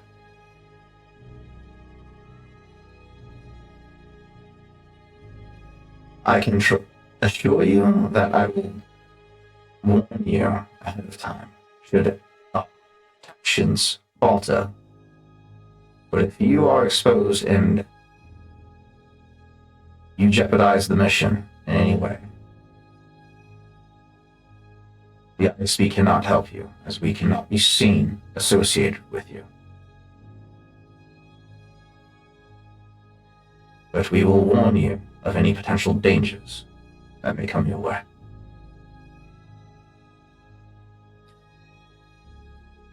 Chav, are you here? Or did you walk away to Lancer? No? Okay. Rolf steps closer to Killbolt. So they're almost like nose to nose. And he's like trying to make sure that his eyes are locked on his. Because he can't see his eyes. But he's doing his best to make it that feeling come across. Then let it be known that I'm doing this for Chav. And not for you. I'm going to Northwin with my brother to do this mission. Not for you, not for the ISB, but for Chav.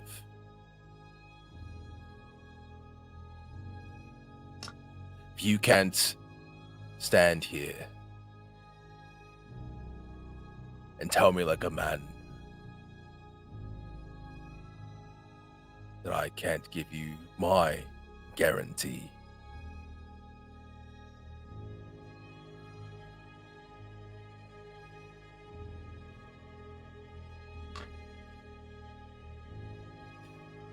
Just know what kind of gamble you are taking with this venture.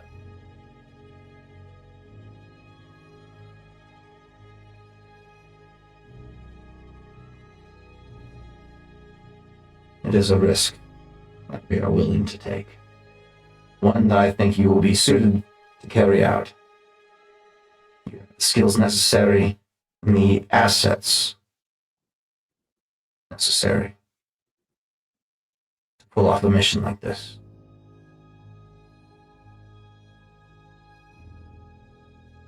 I have great faith in your crew's capabilities. Try not to disappoint. I just hope you're satisfied with the results. And with that, he's gonna turn to Chav. Now, shall we get you reacquainted with your new baby? Yeah, the little one, the little baby. And there you go. Now he disappears. Yeah, as you guys turn to each other and you look back to where you last seen Kilbolt, his visage is completely gone and nowhere to be seen. Raw looks back and kind of looks around, is like, I see. And No, you don't. spits and spits on the deck in where he was, and then without another word, like about faces, like militaristic, and walks off. No sooner does the spit hit the deck that you just hear, and a little window comes out. Mouse droid comes up.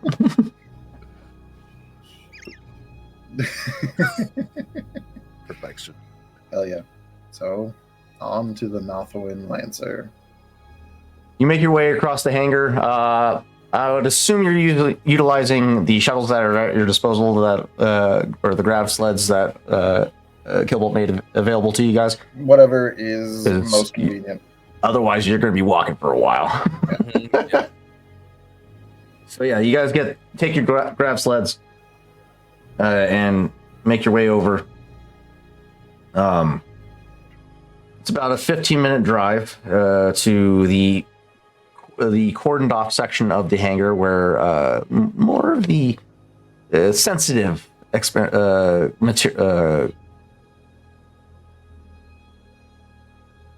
tools are accessible, essentially. Stuff that they don't want the people that don't have the necessary security clearance to be seeing. So you get to this sector. There is posted guard at this bulkhead, and the two of you make your approach.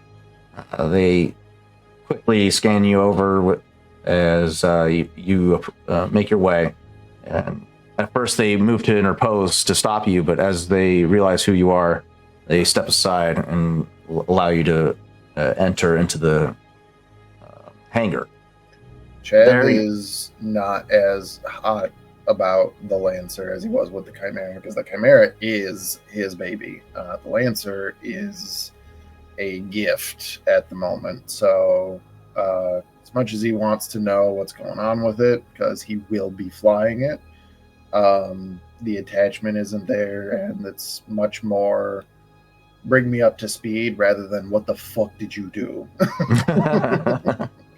Rawl, in contrast, on the flip side, as Rawl was kind of just blasé about the Chimera, it's like, yeah, I've done this before. Mhm.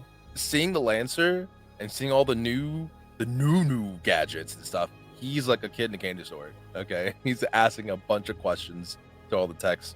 He's like, hey, where's that supposed to go? Where's that attitude? And he's immediately lost in his own world with that. Yeah, this is a beautiful fusion of technology between TIE Fighter and X-Wing. It's not as you draw closer to the ship to try and start inquiring about various components that you're seeing throughout the ship. These technicians are like comparatively to the technicians that you dealt with the the Chimera. These ones are a step above. These guys are very thorough, careful, very deliberate about their actions when it comes to the ship. They upon being harried by your inquisitive nature, they stop what they're doing and create a barrier between them and you. We're not at liberty to discuss what's being done to the ship with you. You don't have the security clearance necessary. Only agents are able to inquire anything about the ship. That's all right. I'm sure Chav will let me take it apart later anyway.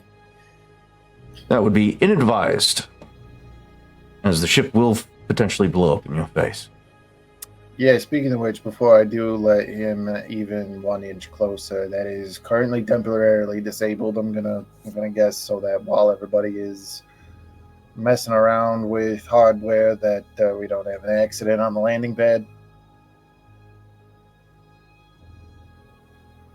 Wait, what? What were you asking? Chav is asking this technician if they What? disabled that particular safety feature while they were working on this so that it doesn't just blow up on the pad if somebody grabbed the wrong thing, or anything like that. Oh, the technician looks at you strangely. As long as a technician remains as long as a approved technician with the security clearance remains in proximity of the vehicle, the safety feature is inert. He's gonna kind of like look around and be like, proximity meaning. Within 15 meters of the vessel at all times, I'm gonna guess that that's basically the pad that it's on. essentially. So Jeff's just gonna go, all right, now I know. He'll be on his best behavior. You be on your best behavior. I'll be on my best behavior. And Chev starts checking out the Lancer. As you look over the Lancer, the technician officer overseeing maintenance on the ship goes over the various buffs that they've managed to achieve with the ship. And for the record, with Raul being there, if anybody's still like, saying he can't X, Y, and Z, Chev's defense is just like, I'd appreciate you letting him know what he needs to know, because if I take that thing out and you're not going to Nothawin with me, he's going to be the one helping me fix it. They all look mortified. Right. So tell him what he needs to know.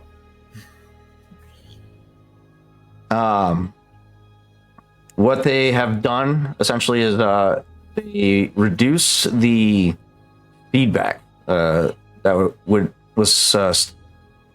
delay feedback that was present when you initially interacted with the ship between your prosthetic and the ship's commands systems, or command systems. They've effectively removed that. So the ship responds almost instantaneously to your commands. They managed to increase the system strain from 10 to 11. And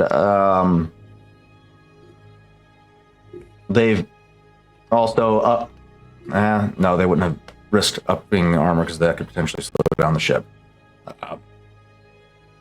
So, yeah, they've just eliminated. They were able to eliminate the feedback delay as well as increase the system's overall strain so far. And with that, they show you a diagnostic of everything that they've tested so far. Everything seems to be on par, and the ship is. The quiet SF-1 Nothawin Lancer is ready for field use.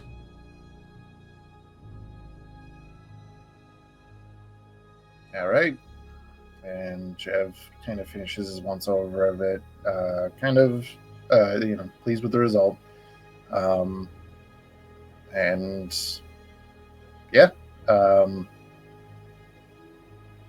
that, once we're all kind of done, I'd imagine that you kind of, looking over the data pad as somebody's explaining like the last little thing that they were to him. So he is aware because that's the whole thing. He wants to know everything that they did so that next time that he gets in it, if he needs to use the whole thing, he knows it top to bottom. And just kind of like gives a nod, hands the data pad back to the individual and goes, "Thank you for your time. You're doing good work." Raul, put that down. Raw was probably mid trying to snag a tablet to download the schematics of the ship. I mean, he's like, fuck. All right. Yeah, good luck. If you're lucky, they'll give you the hard copy version with pictures. It's fine. I'm sure I'll be able to bypass it either way.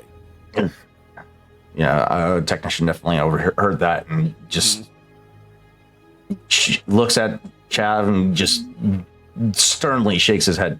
No. Chev gives a smirk and a nod as if he's laughing off the entire situation. Like, yeah, it's a joke.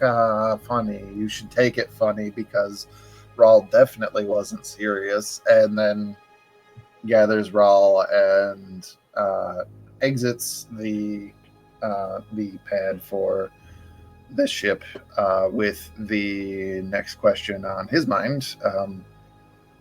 So they say how long your brother's going to be taking a bath?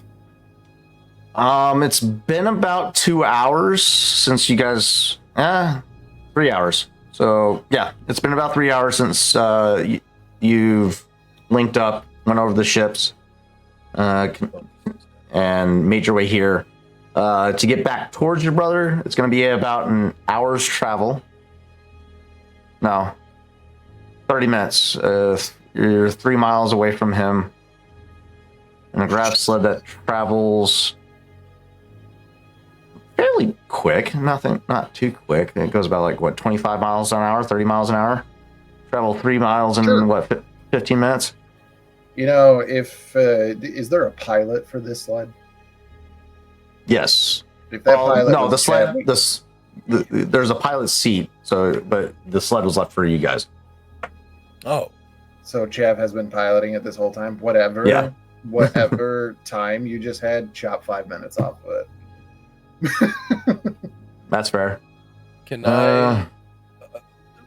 Raw's pretty knowledgeable with small vehicles, planetary side vehicles. No, yeah. We are not I'm just- trying to soup up this sled. It's I going to take just longer. want to take the gubby off. That's it. Not gonna take that long. I just want to talk to him.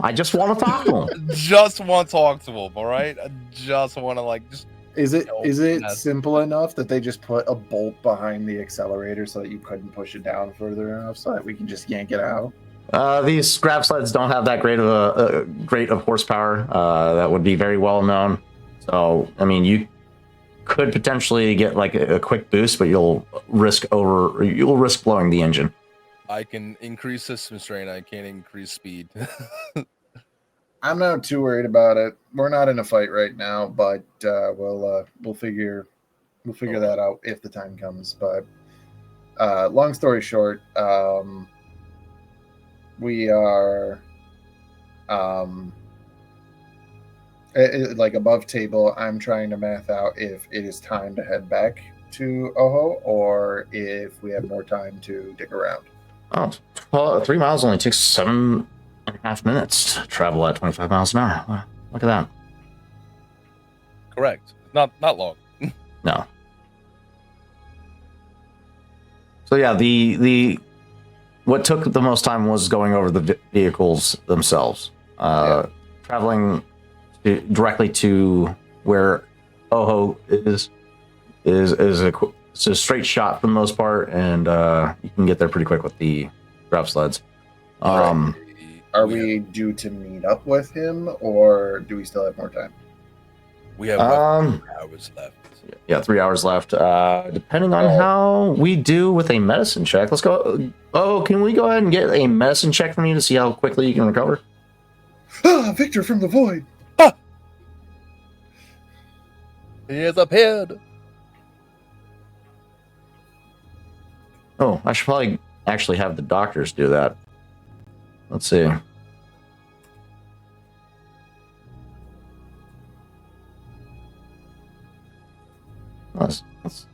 do Stitch as the baseline. 606 or Wazzle. Right? That's the Stitch you were talking about, right? Sure. Okay. That's 2 successes.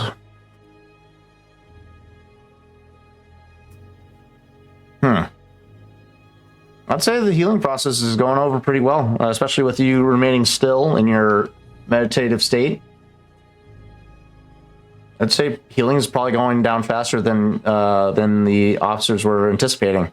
Let's cut off an hour of healing time.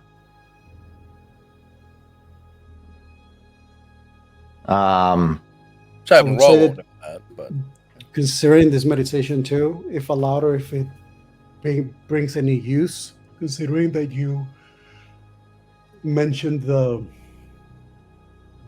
sort of like getting the sense of some of the emotions of the people, like some of them wanting to go home, some of them just going through the motions. We're not even adding to that the fact that economies have the ability to read micro gestures. Potentially, Oho would also just keep an eye in case there are any of the people in this room coming or going that their emotional state, demeanor, or something may either be on one side, maybe not to be trusted, and on the other side, potentially someone to not manipulate, but someone that potentially doesn't seem to be as invested in this whole shebang. Okay. Looking for weak knots in the or weak links in the chain. I like it.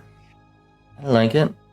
Go ahead and give me a perception check. Or no, this would be cool. You're trying to attune to the emotions of these individuals. So this would be a cool check. I'll give you. There is going to be a setback for the barrier of the tank between you and them, but you also have a boost die with your Ichani nature in training. And I'll give you a boost die since you've achieved a meditative state. Take it.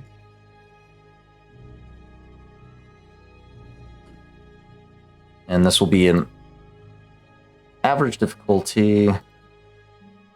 Let's see. Not that great. Oh, You succeed. Okay.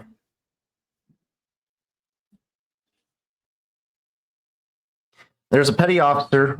Currently, you get a sense that he's really low on the food chain or the pecking order, and he's currently getting the shit end of the deal when it comes to busy work in the medical bay. As you see his demeanor as soon as the officer in charge turns and goes off to his other duties, the petty officer himself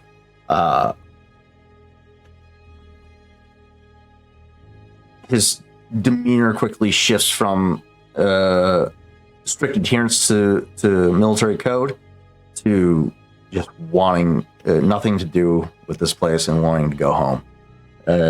This kid, younger in age, but still, which is impressive enough, being assigned to a ISB. Well, actually, this ship was taken over by the ISB, so this could potentially still be one of the original staff members aboard the ship. So yeah, actually, that's a good point. He was one of the original staff members aboard the ship after the ISB takeover. And yeah, he's not really seeing eye to eye with the officers that were put in charge with these from the ISB. They're a little more too strict to adherence of the military code, and this guy is used to a different culture overall. So he's, yeah. you said that what I see is also like one of the higher rank officers sort of like giving, like just annoying them. Yeah. Are they, after this officer leaves, are they currently the only person in the room? He's the one Yep. closest to. There's still other medical staff in the bay with you, but they're a little way further off, dealing with sick patients and injured staff. I think what Ojo does, seeing this display, as soon as the officer that's like reprimanding him leaves, his like his gaze that has been just mostly focused on the center and then catching everything with the periphery, slowly sort of like looks in his direction, and then he sort of slowly just moves, trying to get his attention. And if the petty officer sees him, Ojo just kind of does a gesture where like he gestures toward the officer that left, and then he just goes,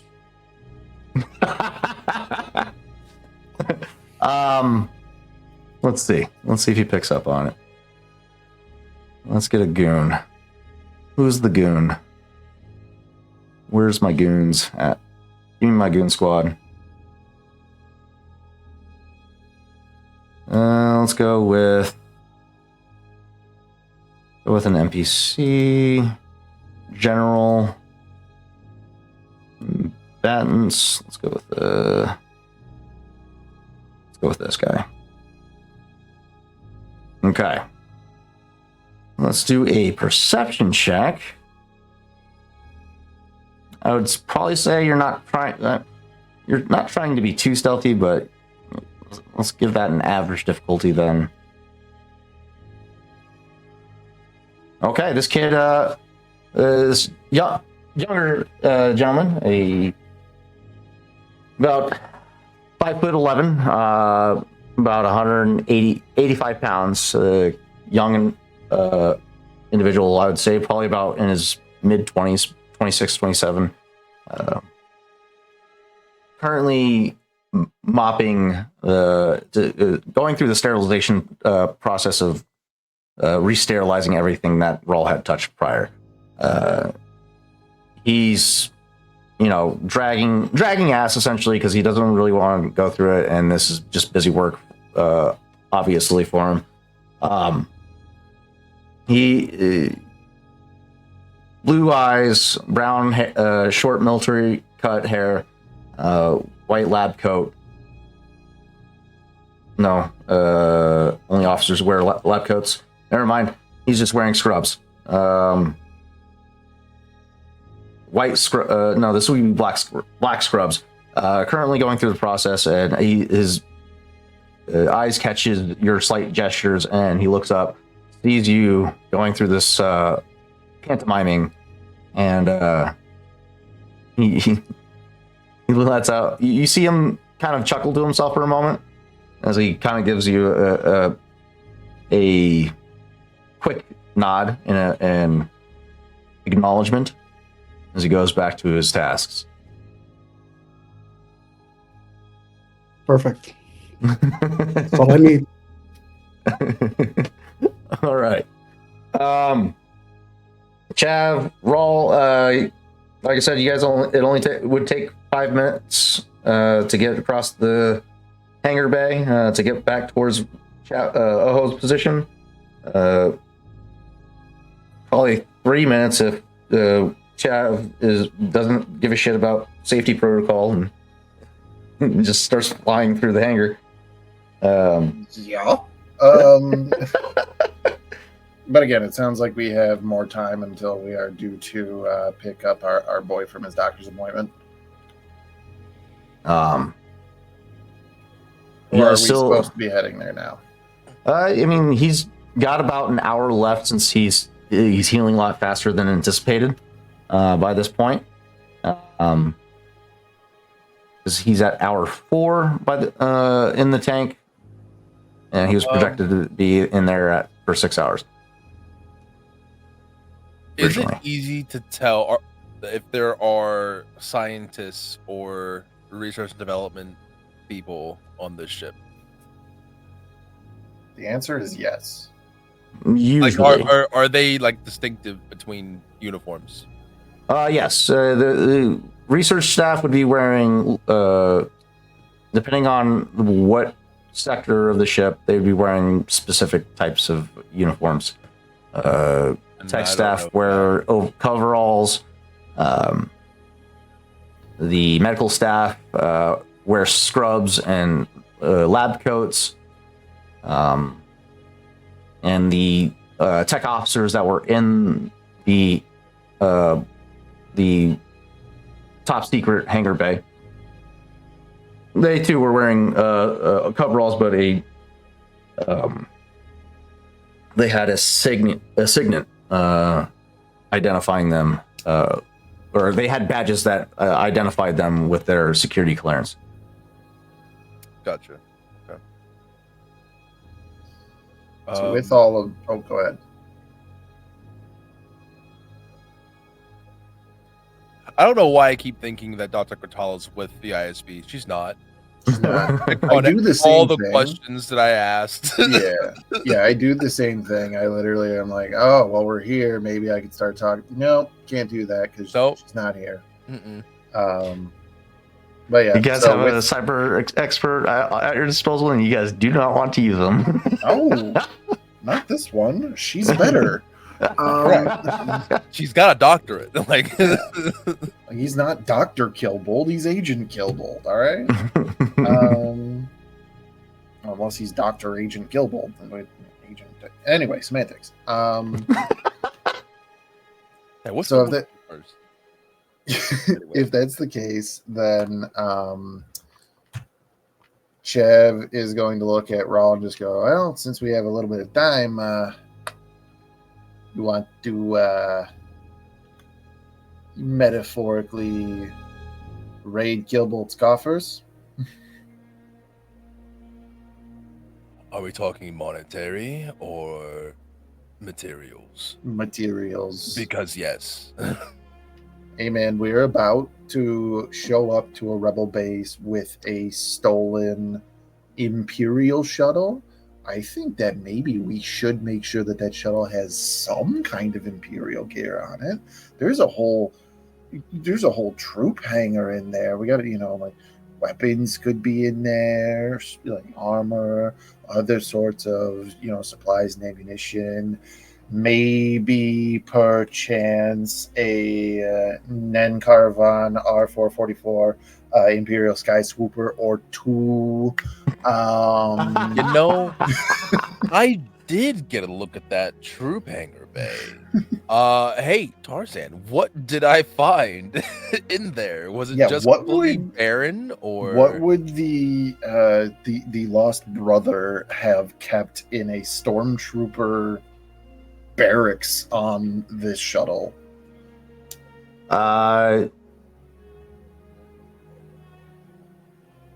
You wouldn't have found any stormtrooper equipment. That was stripped long. Yeah, it was stripped a long time ago. right? That's fine.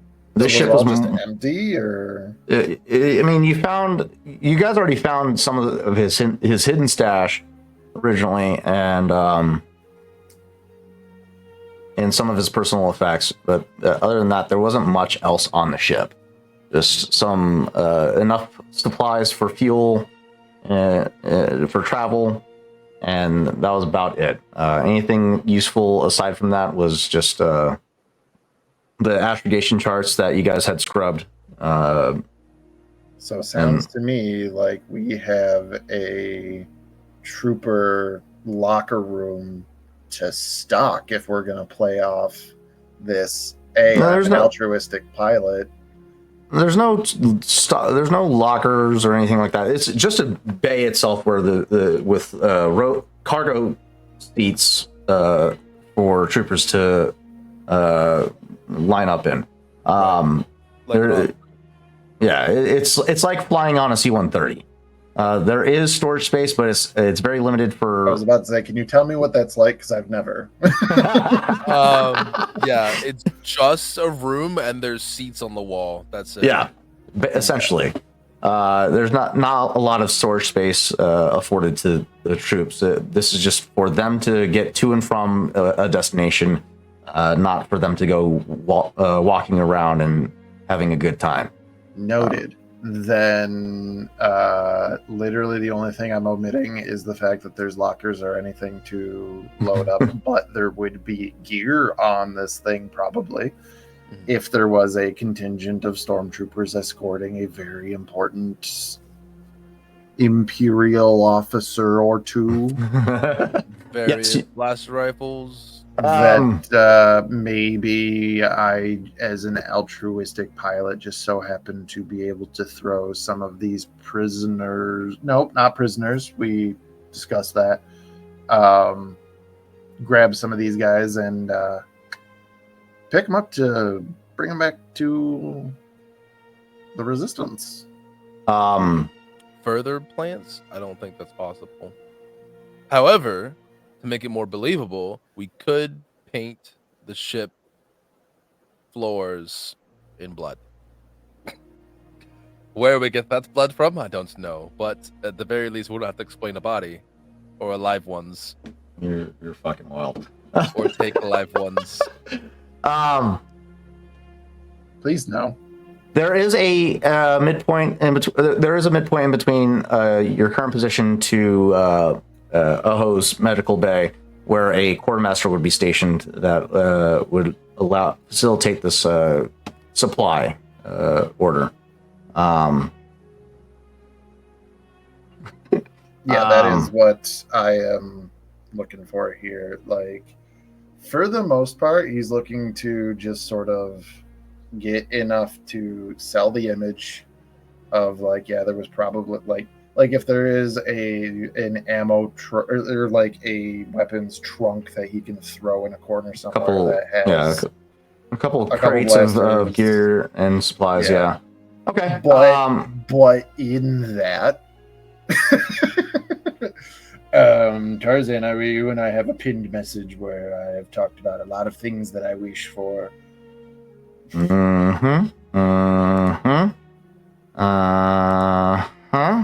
And not on that list is a Nenkarvon R444 Imperial Sky Swooper. Where is that bitch? But the swooper? It's a swoop bike? It's not a swoop bike. It is a swooper. And that I can just send to you because I have it up. Yeah. Yes. Sky Swooper. It's a hang glider. That's right. Yeah. But it is Ah. the smallest armed vehicle that Chav could have at more times than a full-size ship. Rarity. Let's see. I gotta take a look at its rarity. But yeah, you make your way over to the quartermaster's Rarity 5. Rarity of 5. Okay. Rarity 5 and restricted. But yes, that's because it is Imperial, and we are on a Imperial Star vessel. Destroyer. Okay. You make your way to the quartermaster in hopes of acquiring some not so savory means of transport to elicit a quick suggest a quick pick up and go type of scenario where you've garnered some gear that the Empire would not be too happy to lose and brought it to the rebels as a welcome gift or something along those lines. Yeah. Let's see. Let's take a little roll down inventory lane here.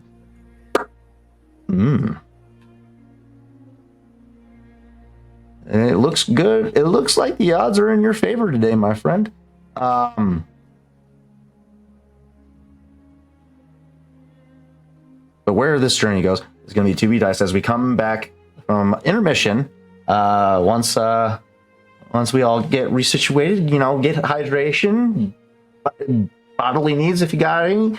Take care of yourselves. We'll be back in 5 minutes. Don't go too far.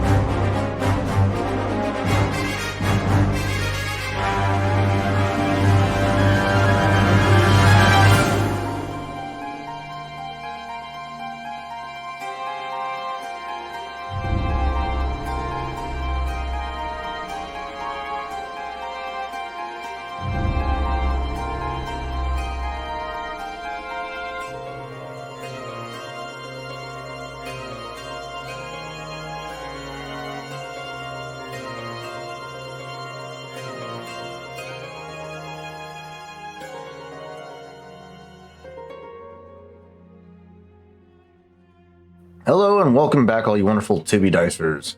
I'm happy to continue the storyline that we find ourselves on, and as the crew of Core Atlas makes their way to the Quartermaster aboard the Nullifier in an effort to acquiesce with some illicit goods in an effort to ingratiate themselves with the rebels through by which of either Killbolt's plan or their own.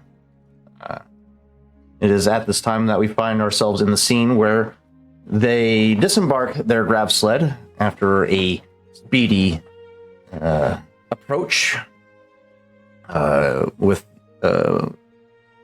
Chav's expert piloting skills at their disposal. The Quartermaster, who currently finds himself sitting at his desk, a rotund individual, a little gluttonous in physicality, but somehow managing to uphold the military code of appearance, and health and weight and tape, essentially. This individual, round face, bulbous nose, brown eyes, reddish pink skin. So if there was Irish in Star Wars, this guy very much so comes across as Irish. He's from Space Ireland.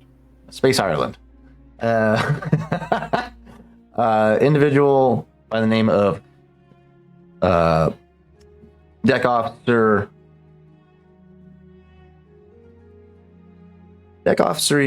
Talani. He looks up from his data pad as he sees the two of you approaching. Hi, welcome. What can I do for you? Pardon me. Jav approaches and says, looking to requisition a few pieces from you. All right, can do that. Just need your clearance code and authorization from your commanding officer. Chav does the thing. Because he has those, for sure. Question before we continue here: how much has Chav told Rawl about his ancient ladder? That wasn't words. Agent Lancer status. You guys haven't had a full-blown conversation about this. Right? Not really. I'm asking. I mean,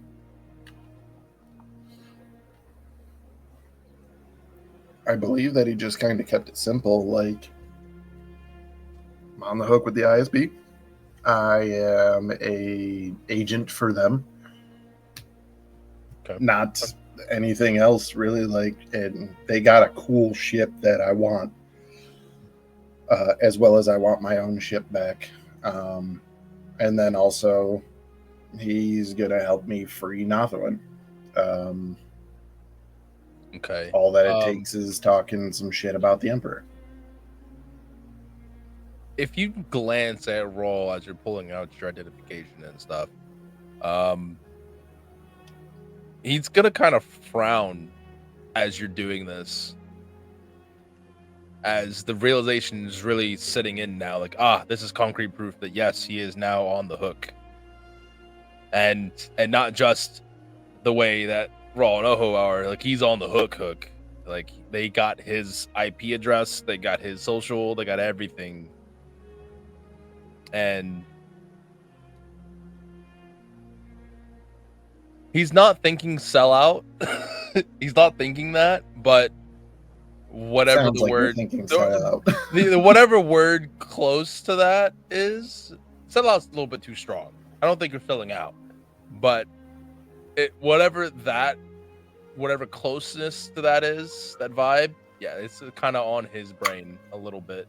So that's the kind of the secret behind the frown that's going on.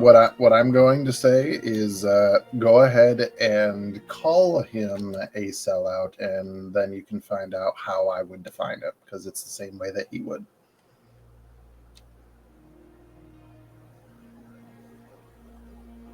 whether that is now or later.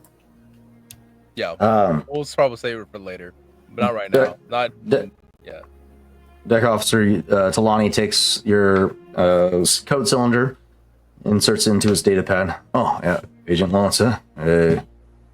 Top secret clearance. You have pretty much the whole armory at your disposal if you need it. Anything in particular you're looking for? So I am looking for a crate that would be used that would hopefully be full of an appropriate amount of standard issue stormtrooper firearms and armaments. One crate and deliver the bay that the Lost Brothers shuttle is in. Let me stop you there, mate. Your commanding officer, Agent Kilbolt, has already arranged preparations for goods to be brought aboard the transport.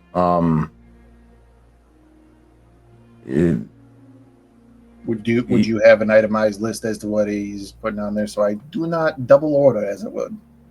Absolutely. And he turns I over his wouldn't data want pad. to misuse the Empire's funds.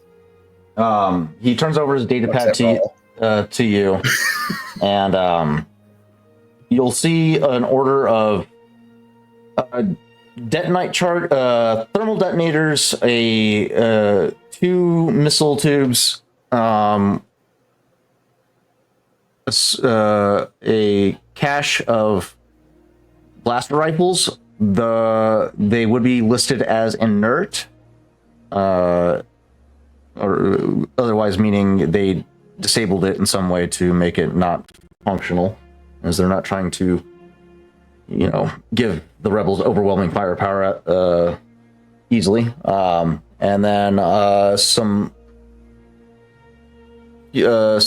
fusion cutting tools as well. Chad's going to stop at the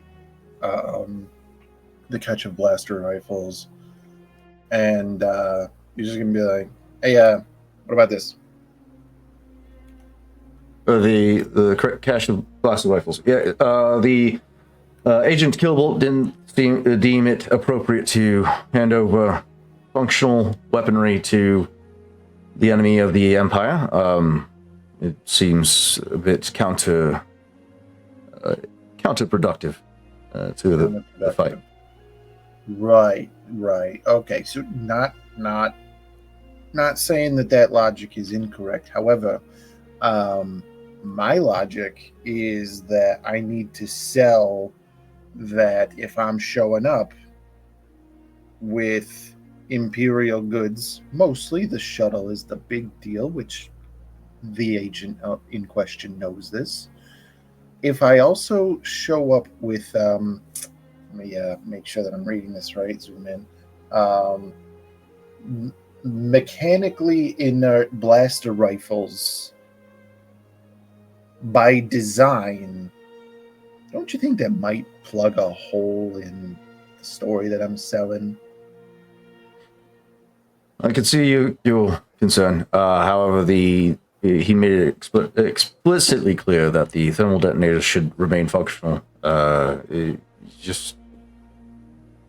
He thought that would be more, that would compensate for the cache of effective blaster rifles.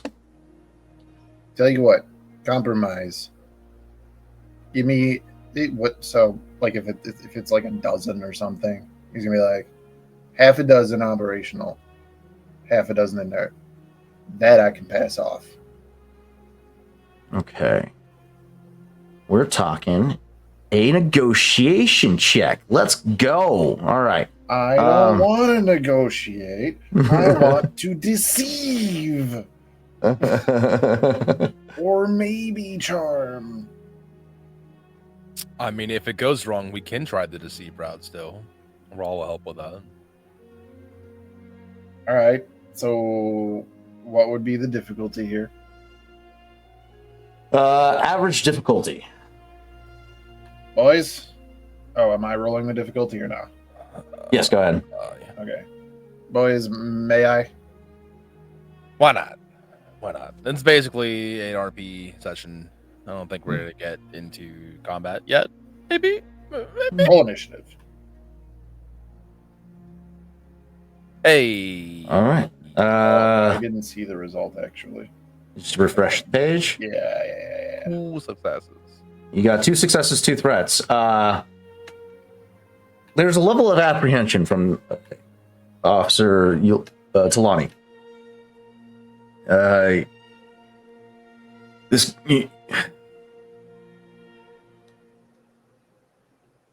I'm not sure how well this will go over with Agent Gilbolt, being that he's now the commander of the Nullifier. I would have to get this cleared by him before I can do something like that. Okay, and Chad puts a communicator down. That's a Chad's solid. not showing up with a literal tell that this is all a ruse from the Empire. Like, yeah, okay, all of this works, but why wouldn't you give them blaster? Like, why would every blaster rifle in this box be dead? That's fair.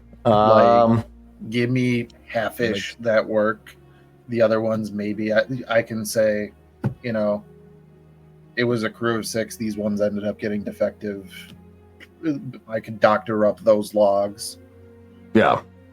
Okay. Let's do. Yeah. Are you calling up Killbolt right out the gate, or are you making him call Killbolt? Making him. But no, it's his job. I'm not. I proper channels. Requisition goes to the quartermaster. Quartermaster needs approval. Quartermaster contacts not his commanding officer, but the person in charge of this Imperial Star Destroyer and this entire section of the ISB. Talk about going like a little bit above Cutting off a the lot head. of heads. Cutting off a lot of Actually. heads. So yeah, if he wants to make that call, he can. Oh, also, might take your attention over here to the battery cells over here that are improperly stored. Yes, might as well go ahead and include that with your report and your request.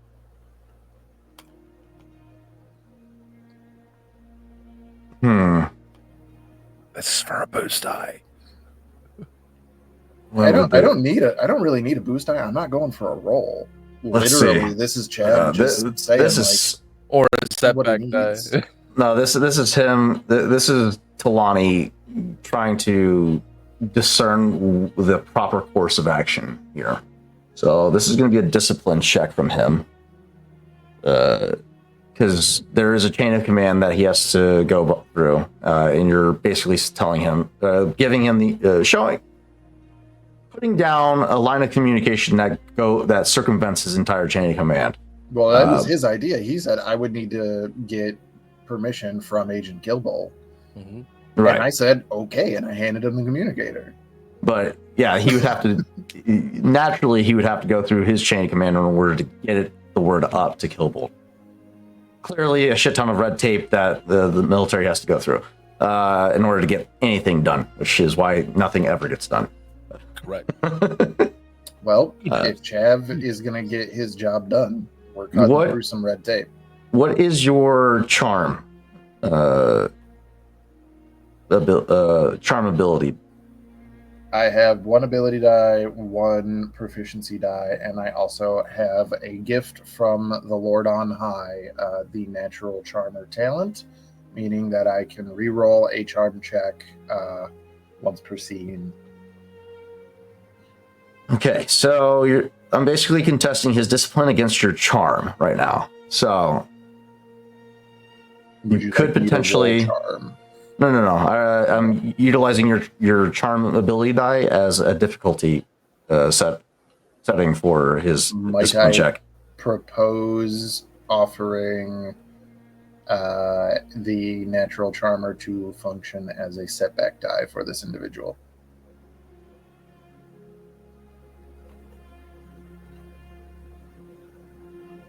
mean, I was gonna let you force him to re-roll his difficulty if he were to That works. succeed. But No, that works. Oh, you'll take that. That's great. Yeah. Okay. So he has 4 successes, So the answer is 5. yes. 5 successes. You're going to force him to re-roll his difficulty. I want him to fail. Yes. So that's another average difficulty with a challenge of 1.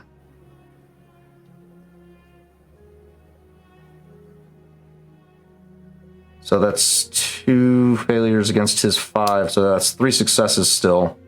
Nope, 2 successes still. Nope, 3 successes. Yeah, Oh, 3 successes. Either He way. looks. At the end of the day, I and Chav both believe that Kilbolt should see the reason in this because it just makes sense. Sorry, Agent, but I have to go through my proper chain of command in order to get word up to Agent Kilbolt. I'm sure you understand. But I can assure you that we'll have get the word to him by the end of the day today. Oh yeah, by the end of the day, no worries. People are just dying. It's the unfortunate side of war, sir. Mm-hmm. Yeah, You know, there I goes could another also one. cause a scene to get Kilbolt down here that much faster. Instead, and to be honest, I was going to say this before you opened your big mouth, but Chev would look over his shoulder at Rawl and just kind of go, I can handle this if you got to go check on Oho. Because this is obviously going to take some time. All right. Chav activating his Karen mode. Get Yeah, roll maybe- out of here fast. Don't worry, I'm going to talk to the manager. Yeah, we just saw him 2 minutes ago. Fine. Do what you Sure, he's skulking around invisible somewhere. I will say that literally Rawl- right here. yeah, he probably is like literally right here, just like, no, I'm going to let this guy call. But yeah, Chev will let Rawl know that if you're welcome to stay for however long you want. But Chev is basically saying, like, if you got to go you do that, I will handle this. And then while waiting for word back from the chain of command, Chev would negotiate other requisitions from this from this officer. Go ahead. Before Raw leaves, he's gonna like quickly glance around the room. Are there any melee weapons? So, Officer Talani is behind a gated. He's in an armory room with the It's gate. like an actual military armory. Yes, Okay, so yes. you can't shoot. Got it. Yeah, you can't get in there without his express invite. Yeah, you can see weapons off in the distance behind him, but it's not openly accessible to anybody. Okay. Right. If you find any fancy little doodad sword axe thing, I don't know, something I could hit something with, I would recommend getting that too. And he's gonna kind of sheepishly exit stage left in search of his brother. Alrighty. So Tarzan, I don't know if you want to do the requisitions off screen and then pivot to the Oh, med bay, but we can do that. Yeah, go ahead and send me a condensed list of what you're looking for. I and- already have it is pinned in our messenger Oh, yes. messages. Literally, Yes, I am trying to see what the Empire will take off of Chav's shopping list. I like it. Yeah, I'll take a look over everything and see what they would have in stock, and then we'll transition the scene over to the final moments. Not the final moments, but the final moments of Oho's bath in the Coldell tank. The death soda. The moment when Oho was allergic to Bacta the whole time. Oops. You know, Somebody get this man an adrenal shot. there are still allergies in the galaxy. I wouldn't be surprised. He was gluten free this whole time. That's why I didn't like my freaking shepherd's pie. I know. Oho, by this point in time, you're rounding up your final moments in the tank, and the officers begin inputting or interfacing with the tank, and you are being hoisted up by a pulley system as the tank is being flushed out simultaneously. Once you reach the top of the tank, two assistants begin deharnessing you and assisting you with your exit from the tank. And one will provide a robe for you to dry off with and keep warm, as the other one assists you with your descent down the ladder. All right.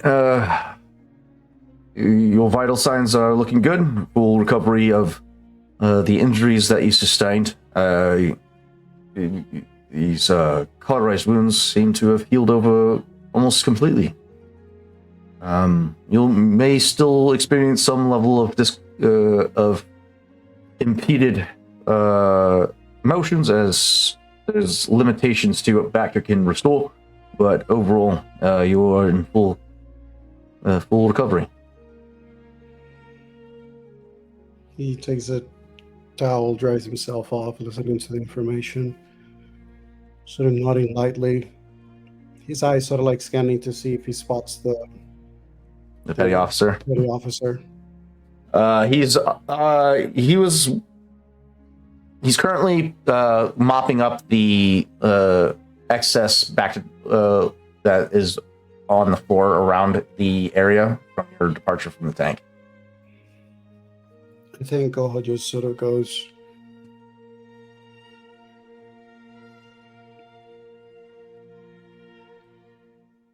"Can someone help me for a walk?" You. And then he just points at the petty officer.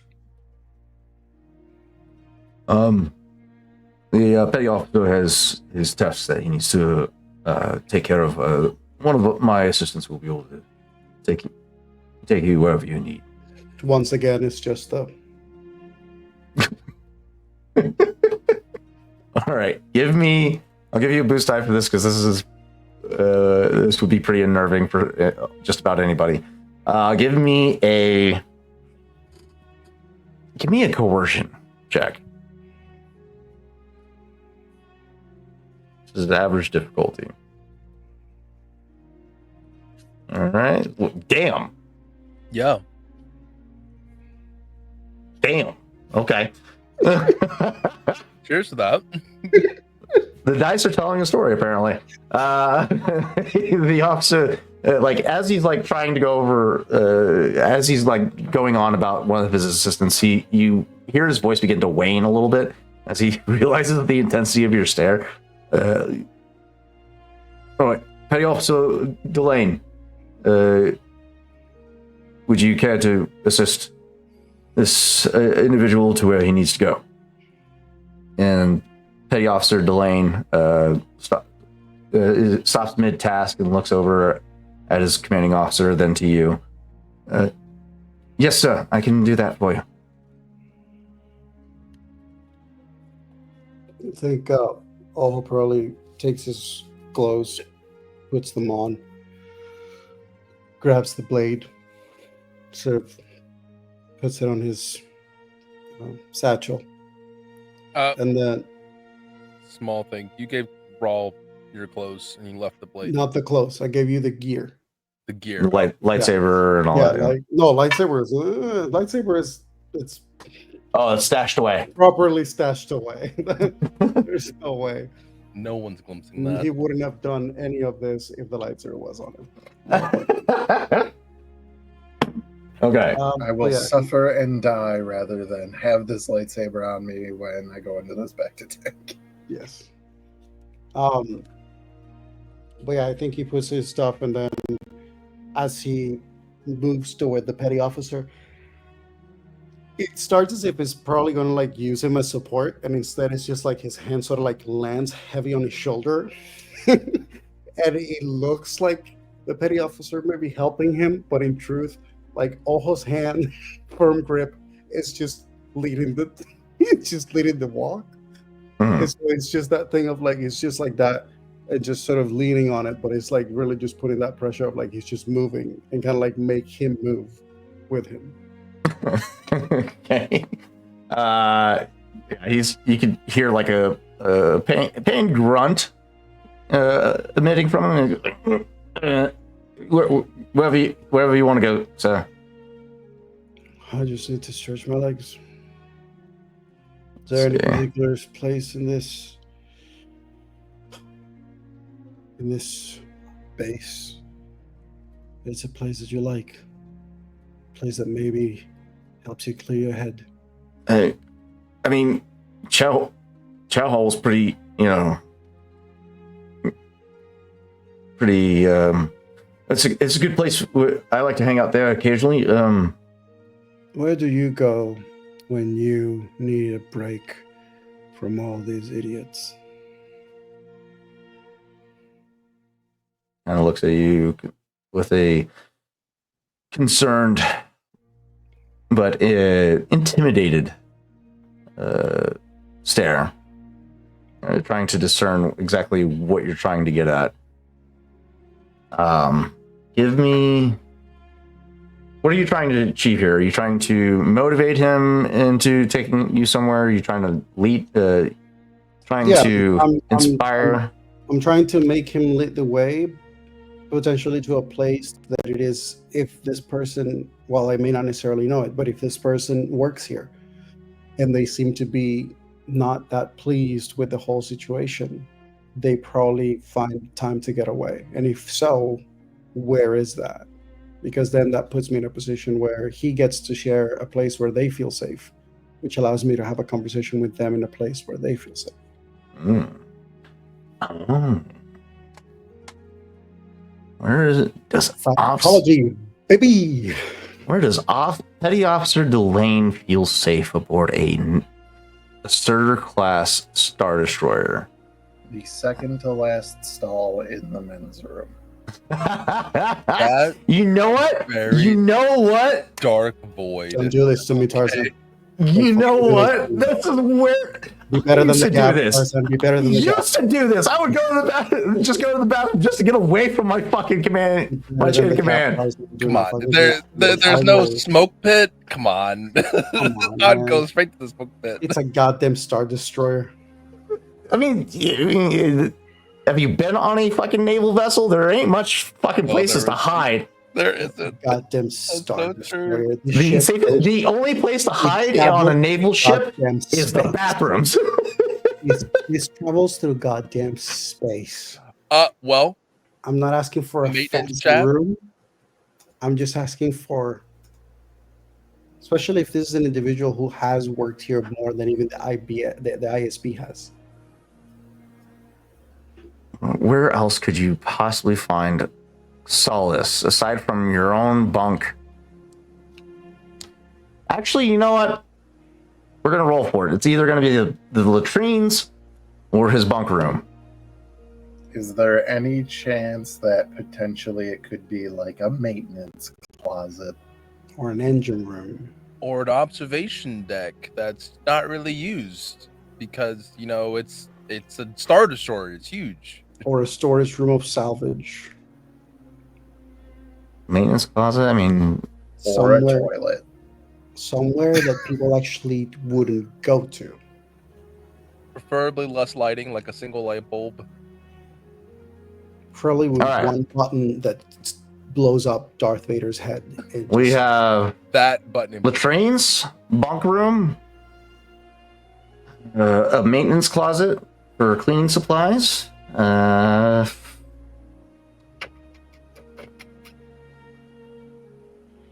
think there would be a library somewhere on here for educational reasons. They need their their staff to entertain their minds every now and then. A rec room, or yeah, an elevator. So we're gonna roll a d6 for those. What was my second option? It was latrine, bunk room. Yeah. You see him kind of like go back and forth for a second, like because he's trying to like decide quickly in the moment with this imposing figure. Come this way, and he makes his way towards the living quarter section of the destroyer, leading you down a long corridor, bunk rooms that line the entire corridor. As you look into through the open hatches, each bulkhead has a room of 6 bunks, stacked 3 by 3 bunks that stack over top of each other. You get maybe about a foot and a half of space between the mattress and the ceiling of the bunk. And he leads you down to the fourth bulkhead on the left. And he turns and makes his way in. All right, this is where I come to clear my head. Occasionally, get away from my chain of command, so on and so forth. Oh, just sort of looks around, taking in the place. He just is standing in the middle and not really sure what to do at this point. Kind of confused about having a patient in his bunk room. Oh, literally just like goes to the nearest like bed and just sits. So it's kind of an awkward sit because you kind of have to hunch in order to get into it. He's probably like just hunched up and just taking the time. And it's just Delaney, was it? Yes, sir. Petty Officer Delaney. What's your given name? Jarvis Delaney. Jarvis Delaney. How long have you been working here? This is my first rotation. I've been here for 10 months now, going on but I've just completed my first rotation.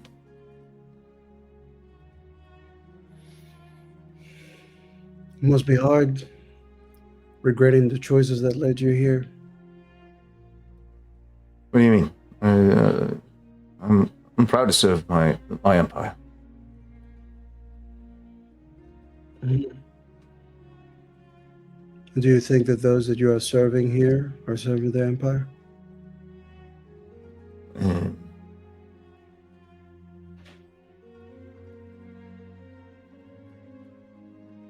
He's going to do a discipline check. You're trying to get information out of him. What is your coercion skill? Just 3 green. 3 green? Okay, so it's a hard difficulty for him.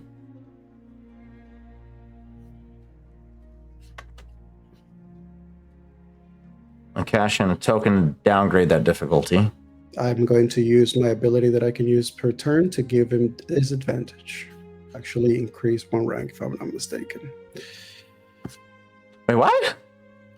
Once per session, I can add 2 black die to 1 NPC skill check. Okay, so 2 setback die. Gotcha. Okay. Gotcha.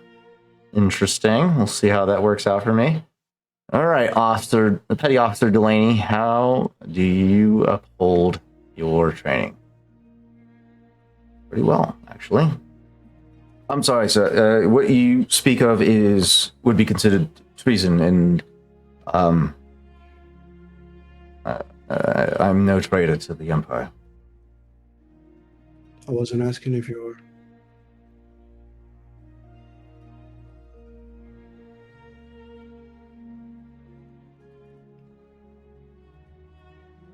He's just staring.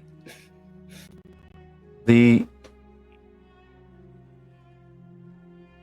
ISB took over my duty station. They seem to be carrying out their duties well.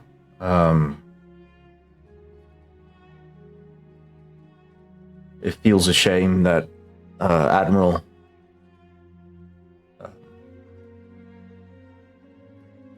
one second.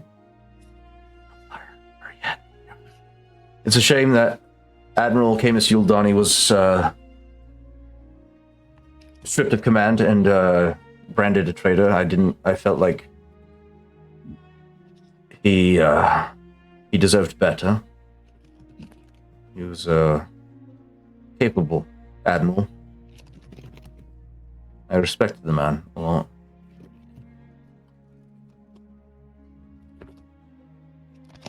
I feel like he was I don't feel like he was given his fair shake. So does that mean that you feel for him more because you feel the Empire wasn't fair with him? Or does that mean that you think of him less because the Empire tells you he's a traitor?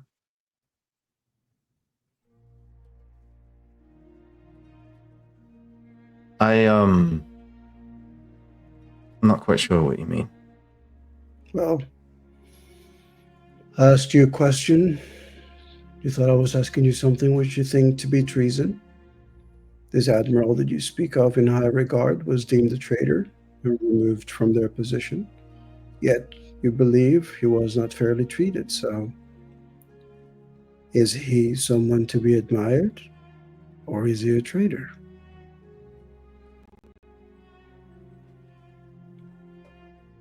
I'm not honestly sure what I can believe.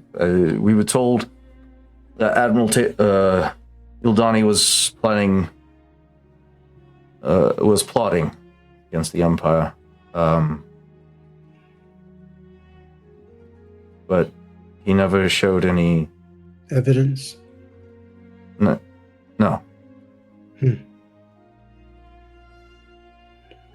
So you take them at their word. I suppose you must trust them very much.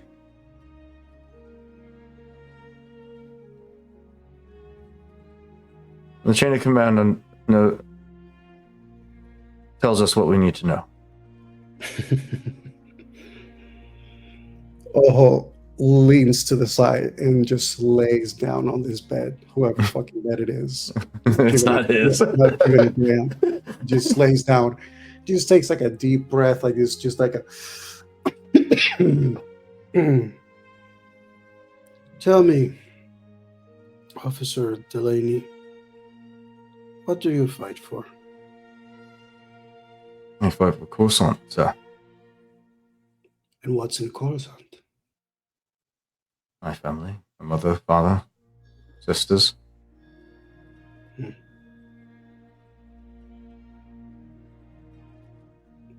And how far do you go for your family?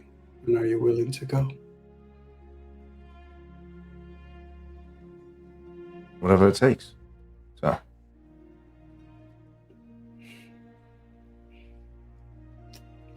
All sort of smiles, a sort of bitter smile. Then he just turns to him and says, do you realize how amusingly endless that statement is? You are willing to do whatever it takes for your family in Coruscant. And whatever it takes in times of war means killing somebody else's family. Perhaps more than one. So those people try to do what they can for their families. As you take theirs, and those who survive will try to do what they can for those who survive against yours because you took theirs. And so the cycle continues over and over. Just one war, different names.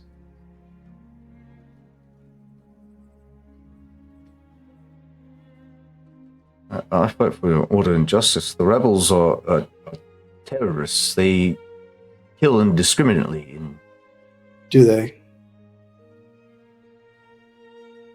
Is that something that you witnessed, or is that also something that someone told you and you trust? well, I haven't seen much combat, to be honest, sir. I've been on the non-fire this for most of my career. You saw me in the tank. Based on my wounds, would it be safe to say that I potentially may have seen combat?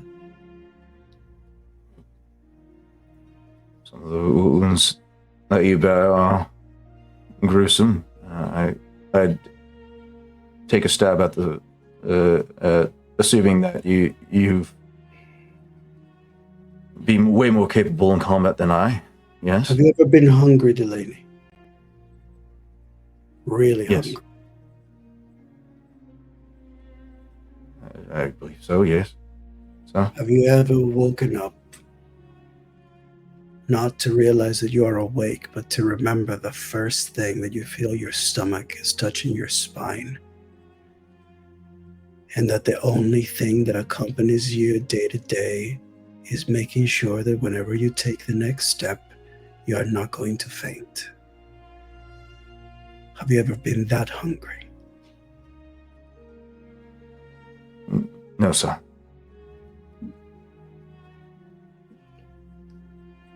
What do you think you'd be willing to do for a small piece of food in such a state? Or if someone that you care about were to be in such a state, would you say that you'd be willing to do anything it takes, perhaps to make you act unscrupulously, as you say the rebels do?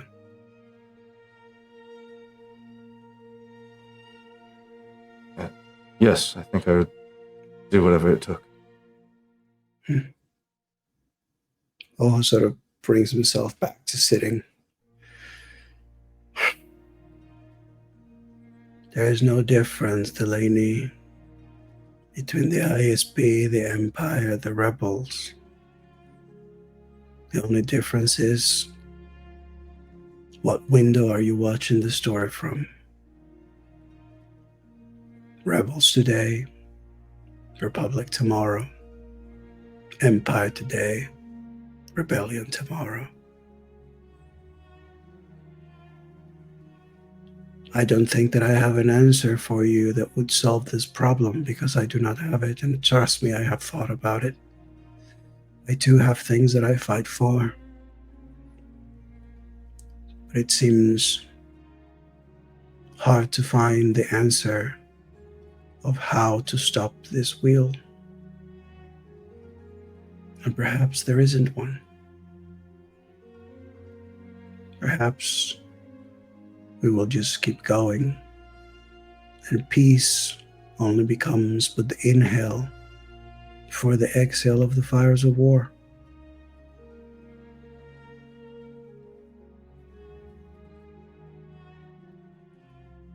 If you believe the war to be pointless, then why even bother at all? Why fight? What's the alternative?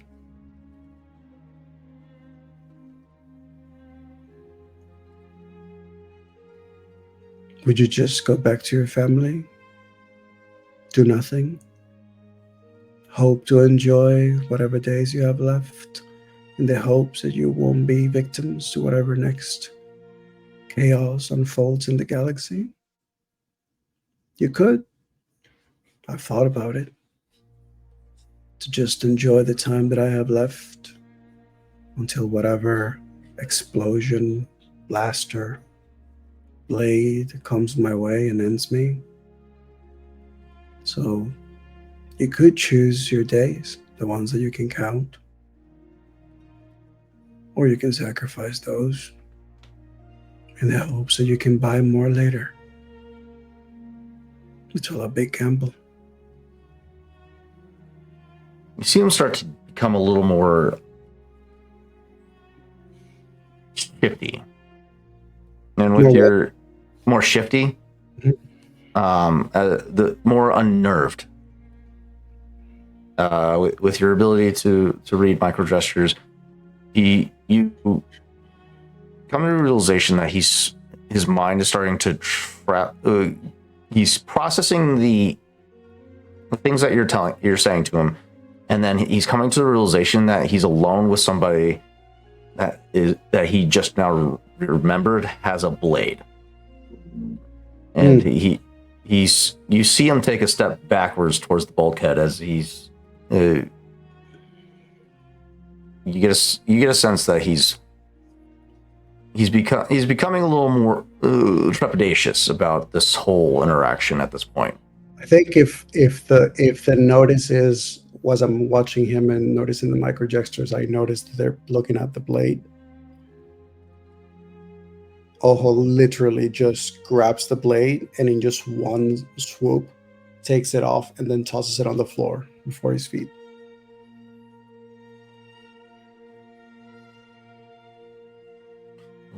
Why did you single me out? What do you want from me?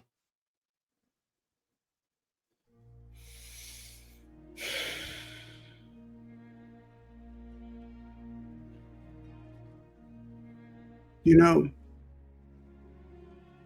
it's true that we may be in this cycle, stuck. But to believe that two sides fighting each other fight the same way,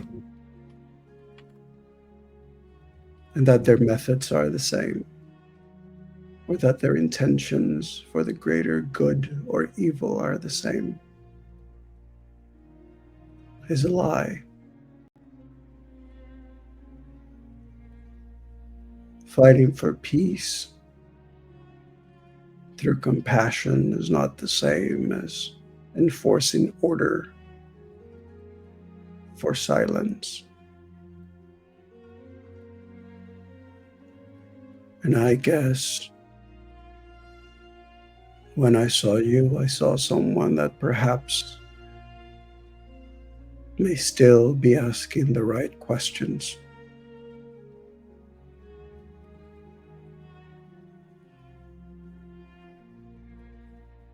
What question is that?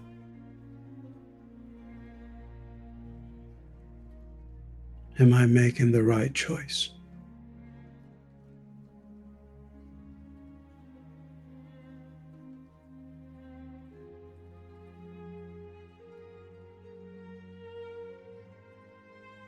I think I need to bring you back to the medical bay.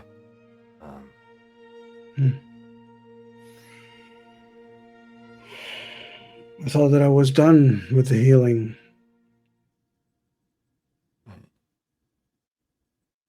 The medical staff might need to do some more checks. I don't know. I think we're done here.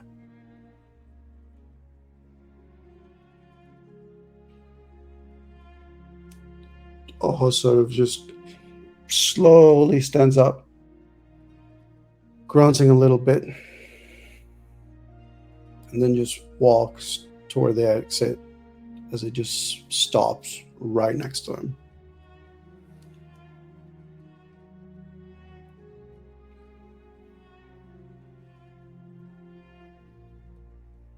I'm not going to judge you for your choices, Delaney. However, whatever choices you make, do not just trust blindly. Always seek for the truth. Otherwise, you're not doing the right thing. You're just doing what you think is right for the wrong people. And with that, he starts walking out down the hall. In the time that he's walking down the hall, he uses his Night Sister ability to summon his blade to himself and sheaths it again. So by the time that he looks down at the floor, there's no blade and he has it sheathed on his belt.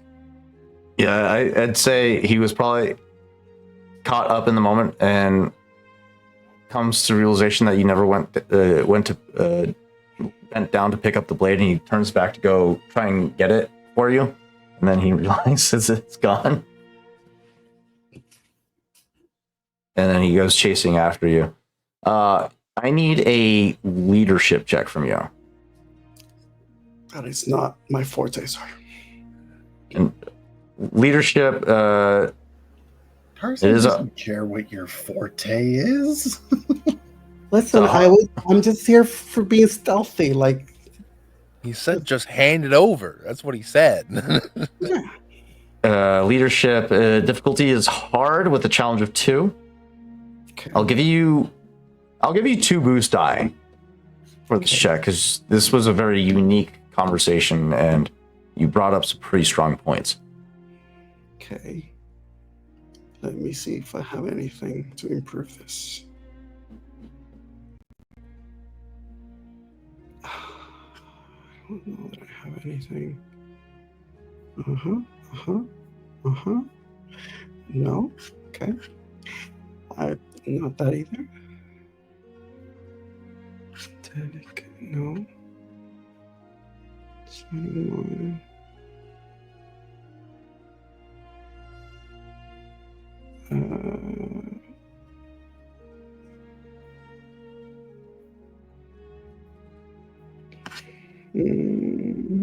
I guess not. So leadership with 2 boost die.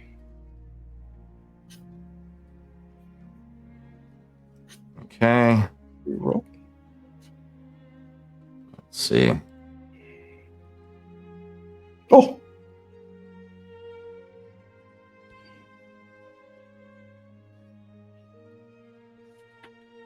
Well, the dice tell the story. mm-hmm. Are we seeing the birth of a new insurrection on the Nullifier?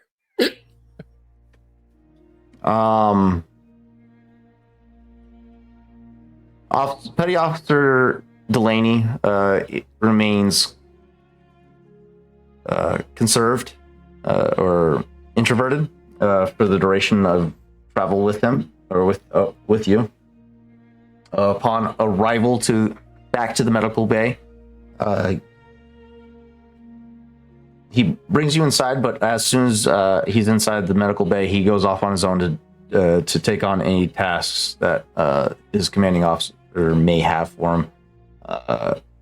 Just basically head down, trying to not think for a moment. The medical staff officer looks at you. Sorry, is there side effects you're experiencing or anything, or are you seeking other treatment? By this point, you're probably in there as well, Raul. Yeah, actually, if I'm gonna roleplay this right, specifically verbatim, Raul had said, if that blade has moved an inch, and now the whole brother is gone. So yeah, the officer's been just going through the ropes with you. He's not here. He wanted to go for a stroll. Oh, when you enter the room, Raul has one of the petty officers against the wall, foot fully left the ground. His short frame has picked up this man by the front of his uniform and put him against the wall. Yeah, you're probably gonna be. We have a little bit of a combat situation going down, as you got like 3 other officers trying to restrain you and sedate you. I imagine, and Raw, I gave you a specific request, and he's shouting this. And the other officers are, we're up 1,500 cc's of sedatives. Call security down here now. And Where is my brother? You just like, I feel like just as you say that, you just hear, "Hey, brother," from the door. From the door, it's just like leaning. Very slow motion. Rawl freezes and then slowly turns his head. Man, still fully elevated off the ground.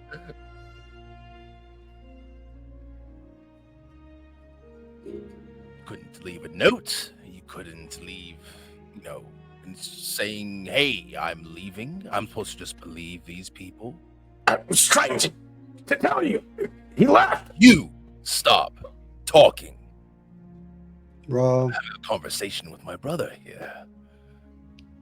put him down. Also, I feel like you know me enough to know that disappearing is not something new to me. With that, he very solidly slams the guy to the ground. Like I don't know how to put this. Definitely strong enough where his knees would probably buckle and he would probably collapse. I still haven't even forgiven you for that. And you want me to just... Can you get your brother to? Fine. And he kind of just waves off all the doctors, like, who were trying to come in close and detain him. Once been running up with a syringe prepped and ready to go, and you finally let go of everybody and shove the others off. They look at each other, concerned and trying to process how to handle this situation as you turn to your brother, and so does the staff. And they're all just waiting for Oho to Oh, it's kind of like looking at her like, "Oh, you're waiting for me to talk." Okay. So he just has that moment of, "Do you need anything else from me here?" He says to the doctors. No, can you get him out of here? "What makes you think I know him?"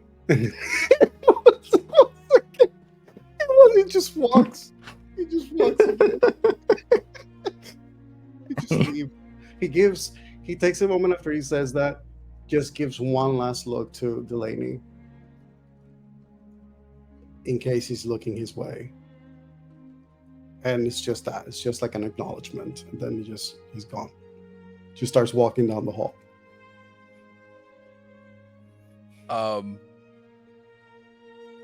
Is there something in this room that I can take they wouldn't care about, really? I would highly doubt it, as it is a fucking medical bay. A pen, something from this guy. The candy jar. Yeah, something. I don't know. Roll perception check. Sure. Hard difficulty. Okay. I'm doing a quick scan to try and find something useless and to steal, just to inconvenience them. I don't have the goggles on, so motherfucker. Okay. Finding nothing. Rawl is going to Rawl is literally just going to sweep off a beaker set from a side table. There's no bigger set, but there is a Breakable. a centrifuge for separating components, like white blood cells from red blood cells and all that shit. You just wipe that shit and it crashes to the ground. On purpose. Dead silence. And he looks around. And then leaves. Really, sir? Really? Already gone.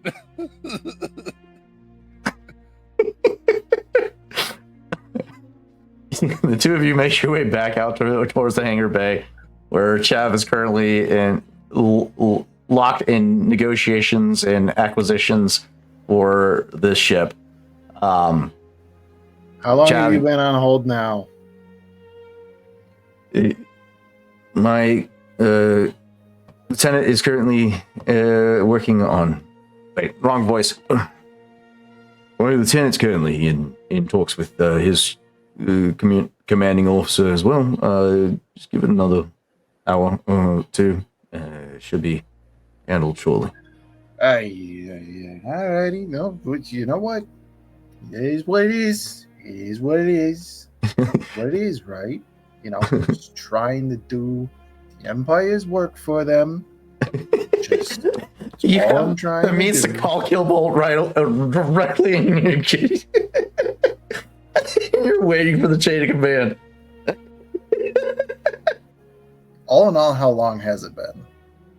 It's been about at least an hour and a half since Rawl went off for. No, not even that long. It was a 5-minute drive. You stopped midway, so you've only been driving for 2 minutes. So by the point in time that Rawl and Oho reunited, it was 30 minutes with Oho's side conversation with Petty Officer Delaney. So it's been about 45 minutes in total. 45 minutes of Chav has been. They've long fulfilled their negotiations for things that Chav is looking for. Yeah, everything else, for the most part, has been fulfilled. It's literally just been him, like, I imagine that just like the comm is on speaking to beep beep beep beep beep beep beep beep, just like sitting there, and just Chav is just eroding away like one brain cell at a time, and he doesn't have too many of those to begin with.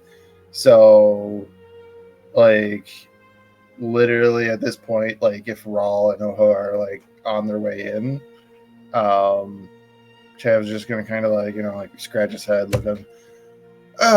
Oh, is it that time already? And like check the time and be like, no, it actually hasn't been that long. It just fucking feels like it. Your requisitions for the Verpine bond gauntlets was fulfilled. Biofeedback regulator. Okay, you're getting ahead of me. Hang on. Bespin Verpine Motors gauntlets? remote DVI activator. Okay. The Atgar artillery remote. The biofeedback regulator is something that would be lumped in with the retinal tracker as well as the cybernetic legs, because that is all cybernetic stuff. So that is a Dr. Karalta talk. Oh shit! Yeah, that's right. You Yeah. don't want to go through Killbolt to do that. Right. So yeah. So Verpine bond gauntlets, beautiful. That's a no on the credit cleaner because that motherfucker is huge and you need the space to do so. Yeah, that's fine. However, the artillery remote and the Bespin Motors remote DVI activator, they do have on hand. Amazing. I I don't think that I'd get the Whistler from here. Maybe. That's a rarity 6, so no. They Okay. It is the ISB, so we can bump that up by 2. So yeah, they probably would. Let's see. Attempts to decode messages sent through encryption module without a receiver with the decryption key are formidable difficulty and require use of sophisticated equipment such as a ship's mainframe or Class 1 droid. You don't have a Class 1 droid, you do have a ship mainframe able to designed to encode messages sent over comlink via subspace. The encryption modules attached to comlinks or hyper transceivers and allow for secure communications on the battlefield or across long distances. This is a military piece of equipment, so yes, they would have this. Okay. Probably going to need Killbolt approval in order to get it, but Well, good thing they're already calling them. Other than that, you got the remotes. Utility arm, that's probably going to be a no. Yeah, I might be, just due to the nature of how it works, like might wait for Dr. Carl to just do that, even though it's not necessarily cybernetics. Yeah. Just because it makes sense. However, any of these Inserts, superior weapon customizations. Modifications. You could.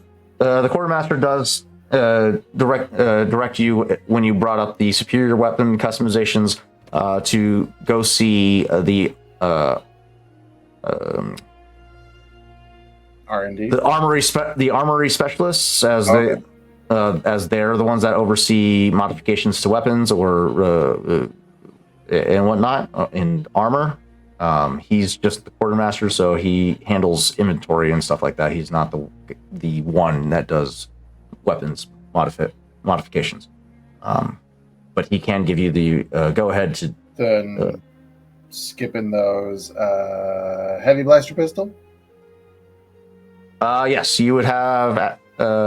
You would be able to get access to some heavy blaster pistols. They are military grade. I was on my list is specifically the Renegade heavy blaster pistol. I don't know if I could find that or something equivalent.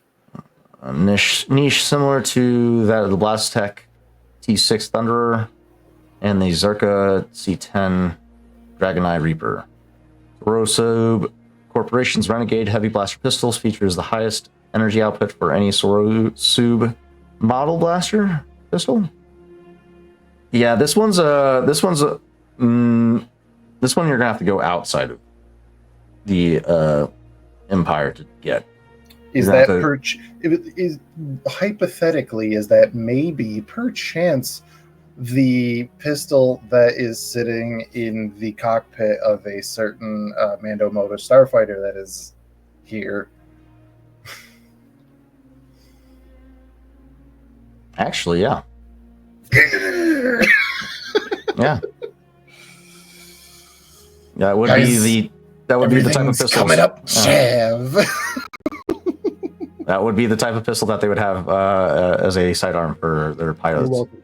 And I don't believe that I'm going to have too much trouble coming up with a modular backpack with the maximum amount of modular pockets. Oh yes, you can get enough for your entire crew if you wanted to. I probably would, and if they don't want them, too bad. So yeah, the quartermaster fills out the requisitions, helps you fill out the requisition forms for all of this gear, and he turns over the data pad and looks up at you.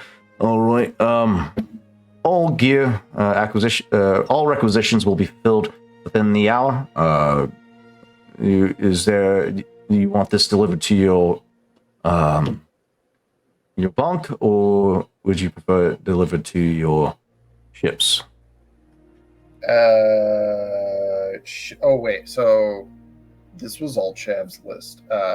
Would they have anything that would have sparked the interest of Rawl or I guess potentially Dove and Ego? Ego carries blaster pistols. He's not much of a frontline fighter, so he's probably going to be good. Dove's already carrying a whole fucking arsenal on her as is. Right. I doubt I'm going to find anything that Dove wants or doesn't already have. You got 2 missile tubes being delivered to your the transport, Sith transport. That could potentially spark Dove's interest, but Uno already has one attached, built into his armory set. Melee weapons for my buddy Rawl. Or R82. They have stun batons. What were you following up with? R82 jump boots. Jump boots. No boots. They do have jetpacks. They fly now? Fucking hate that line so goddamn much. You walked right into it. Fucking hate that line. Should I say you flew right into it? Why? Why did they think that was a good line? So good. So dumb. Anywho, Anywho, Ryan Johnson, watch the Clone series. God damn it! Yeah. So. Oh wait, no, that was the third movie. Never mind. J.J. Abrams, watch the Clone series. You fucking jackass. Oh, that being said, since I have a public platform to say this, it was threatened a very long time ago that if he failed, this would happen. So I'm now motioning that we stop calling him by his celebrity name, and he is now Jar Jar Abrams. I like All it. in That's favor? hilarious. Motion Aye. passes. The eyes have it. Look, Oh, democracy. I love democracy. Oh my god, that's Oh, great. amazing. I vote to give immediate emergency powers to the Chancellor. Alrighty, so we were talking Back on stun track. batons, potentially for Rawl, any other melee weapon. Chev might, if there was one available, offer this to Rawl if they had exo gloves, because Chev very much so likes his exo glove. Mm-hmm. That's What's the- technically what am I trying to say? That's technically like loading equipment. What's the rarity on it? Rarity 4. No restriction. And the reason why I'm asking, because grappling hook, as well as the knockdown feature, as well as increased brawn, Mm-hmm. which Yes. that all sounds very raw. Yeah.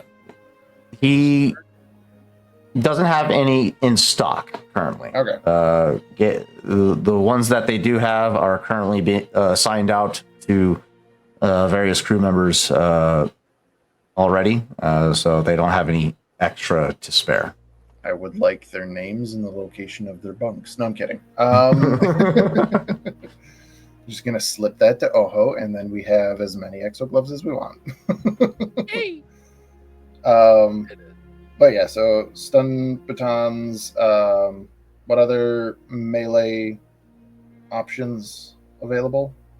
Stun batons and okay, let's go to the gear and And are equipment you talking section. about like the Magna droid sort of dual the Magna staffs, or are you talking about the traitor that thing? Exactly.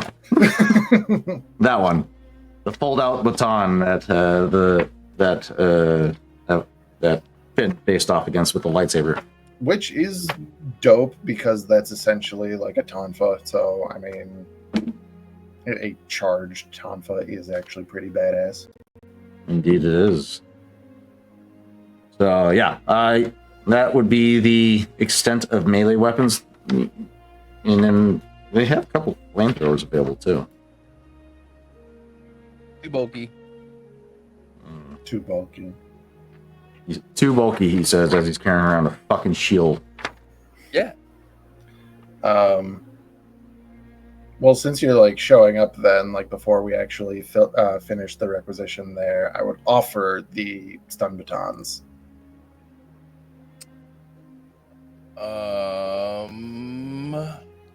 I would say yes. I would take some batons because so far the gloves are not working for me. Anytime that I've used them, Yeah, they don't put out enough damage to get past most people's soak. no, right. And nor do they really help in any kind of practical use other than punching. Like, the only way you can get them to really work is if you crit with them. Correct.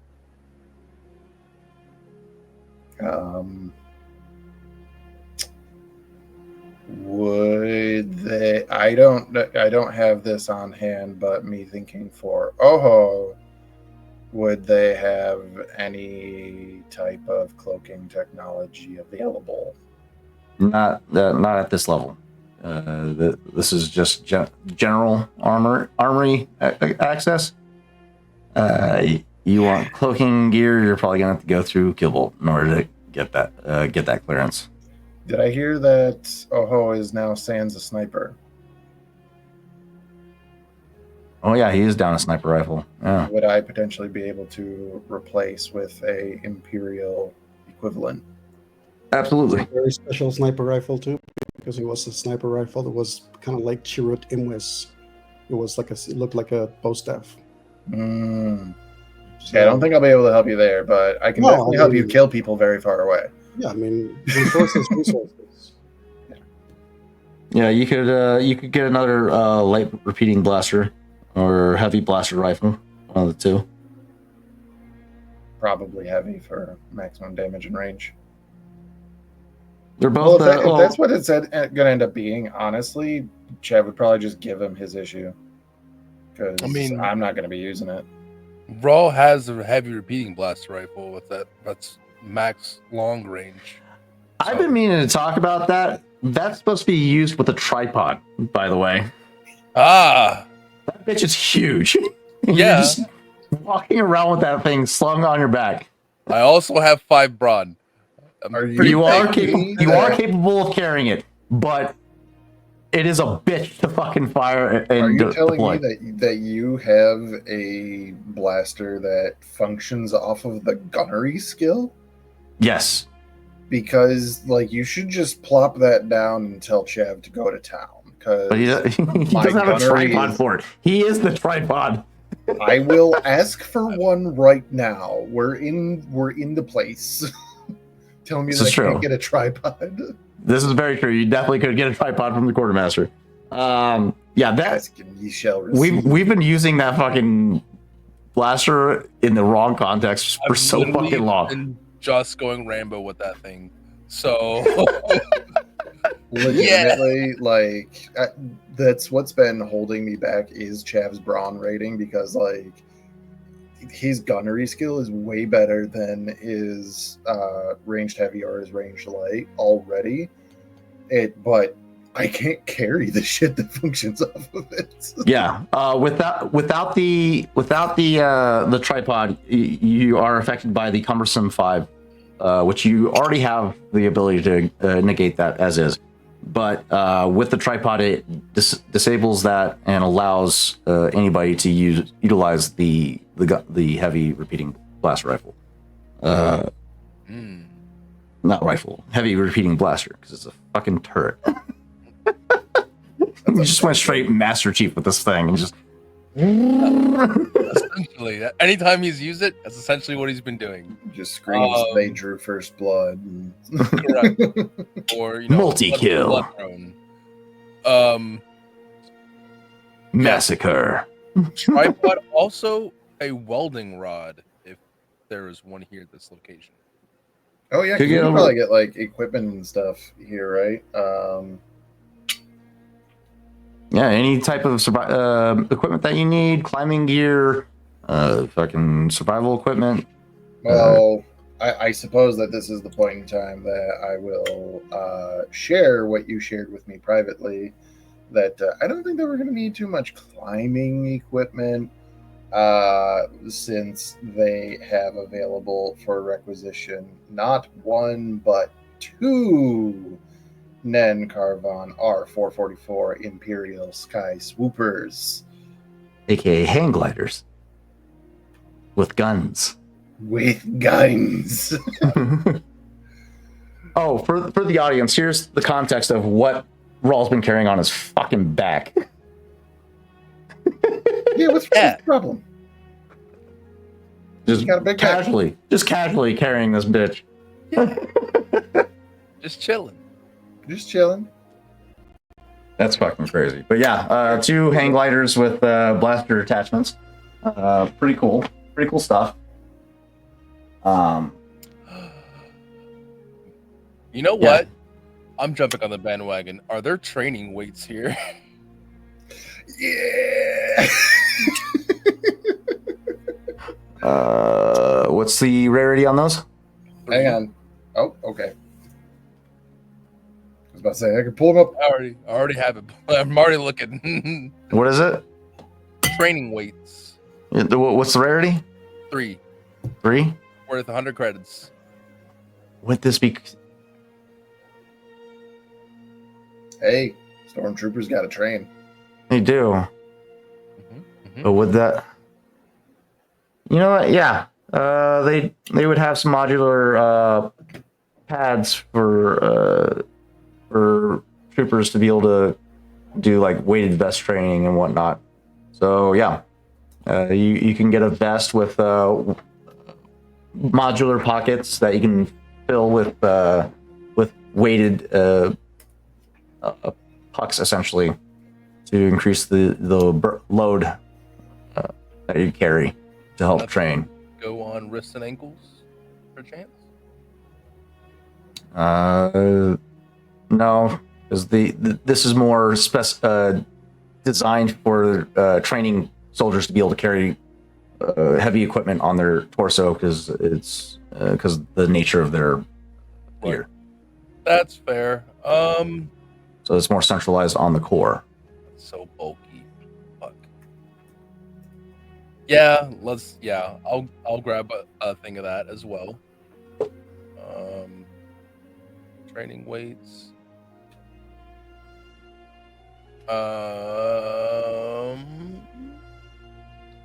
This is probably going to be a long shot, but well, it's a rarity of 5, but it is restricted. The Crayon Corp Mic 1 Cat's Eye Multi-Purpose Sensor Suite. I believe that's also in Chav's list too, I believe. Aha. Not that specifically. I do have. No, I don't have that. I have the Whistler and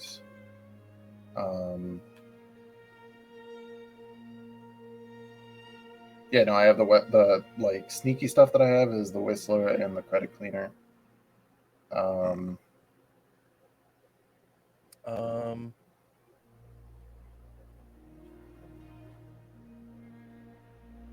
It doesn't list why it's restricted in the description. You're looking for things that potentially you shouldn't be looking for, like government stuff. Yeah. Well, it's a planetary range scale with a range of long. There's also that. A weapon? No. It's a sensor. To sense incoming things, but it is a planetary range scale and has a range of long. What's the encumbrance on this thing? Yeah, that sounds like it's a massive fucking piece of equipment. There's no encumbrance listed. What? Yeah. Probably something to be installed on ships. And on a ship, it sounds like, yeah. I think I have that with Guy's ship. Can you send me the link for this? Yep. Because, like, I'm interested and I want you to be right. Because that's cooked. Yeah, to be able to sense or use sensors out to fucking planetary range. I don't know if that will give you the correct. Yeah, I'm copy and pasting it because it looks broken. Oh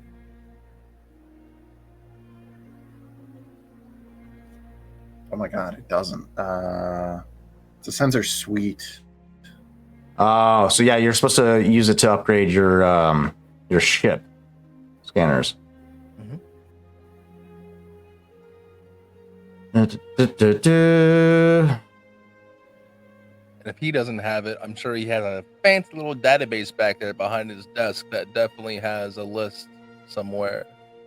This sounds like it's a vehicle. Yeah, it's got to be vehicle equipment. Well, it's listed under. What is it? Field equipment. Field equipment? Mm-hmm. What the? No way. Yeah, you go to the field equipment tab.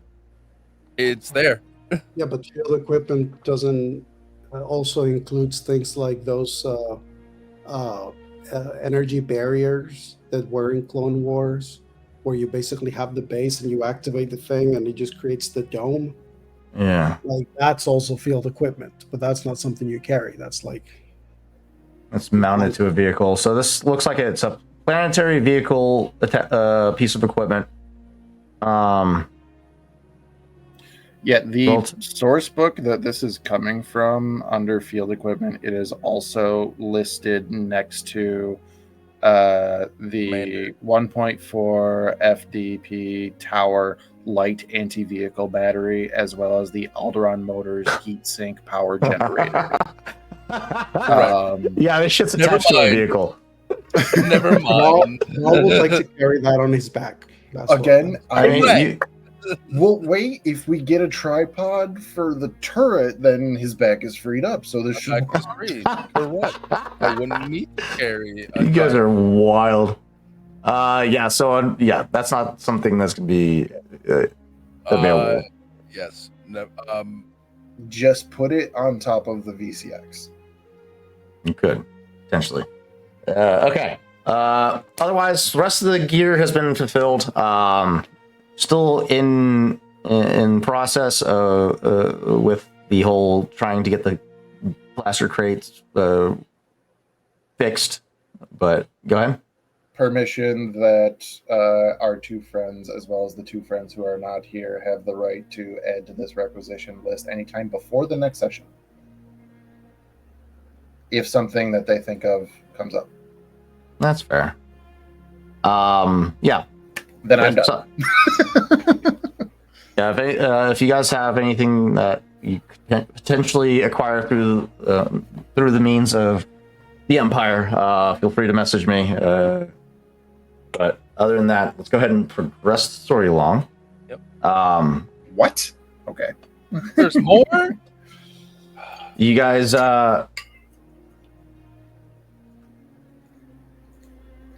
it's about this time when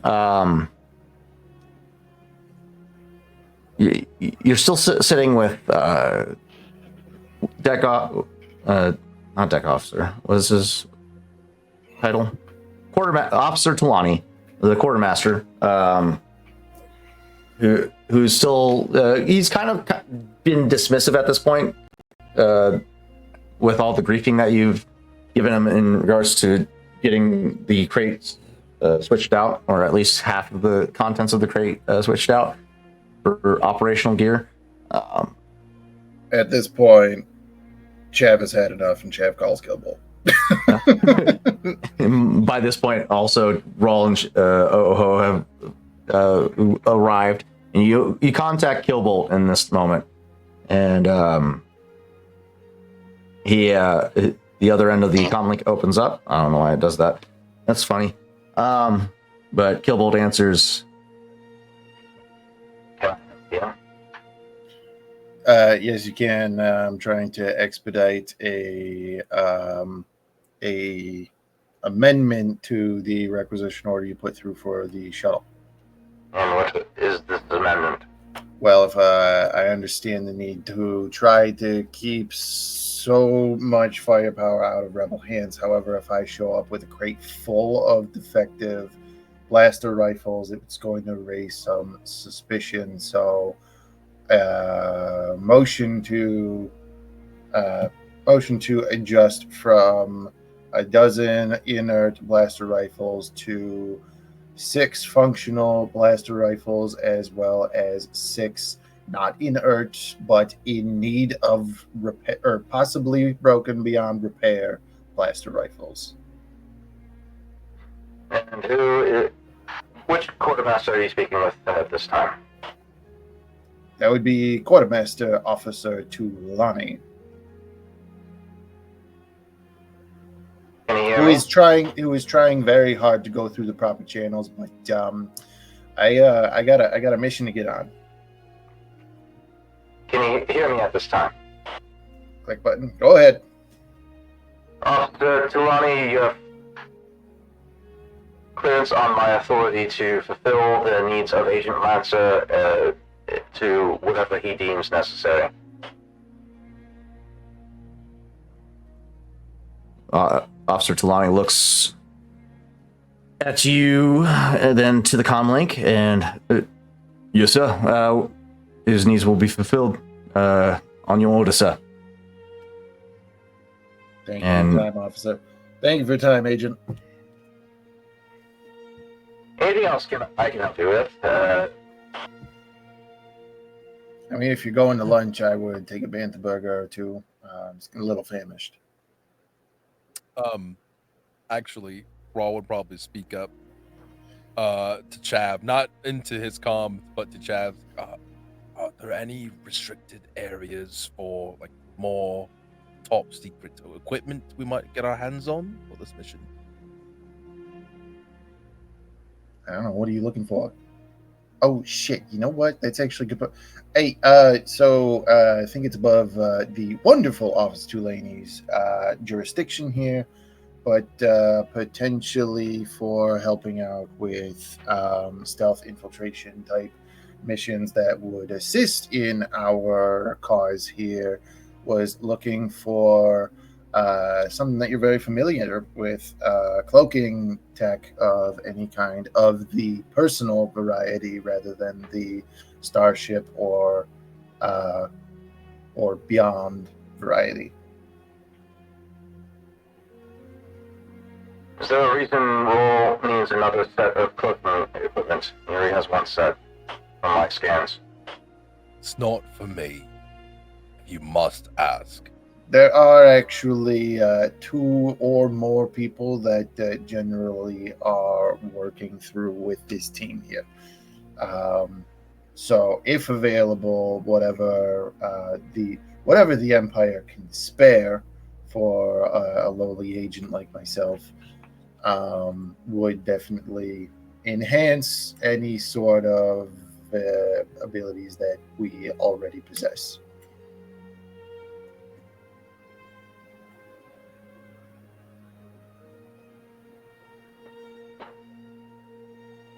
Give me a. I know you're going to say it. And I'm going to be very mad. Give me a negotiation check.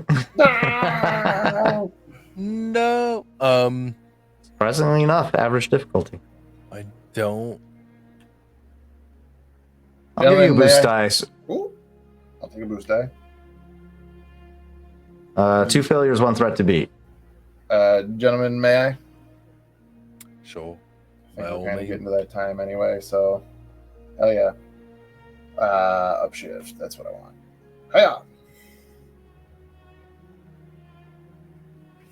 You still have your 2 Triumphs. triumphs that you have not utilized. Why?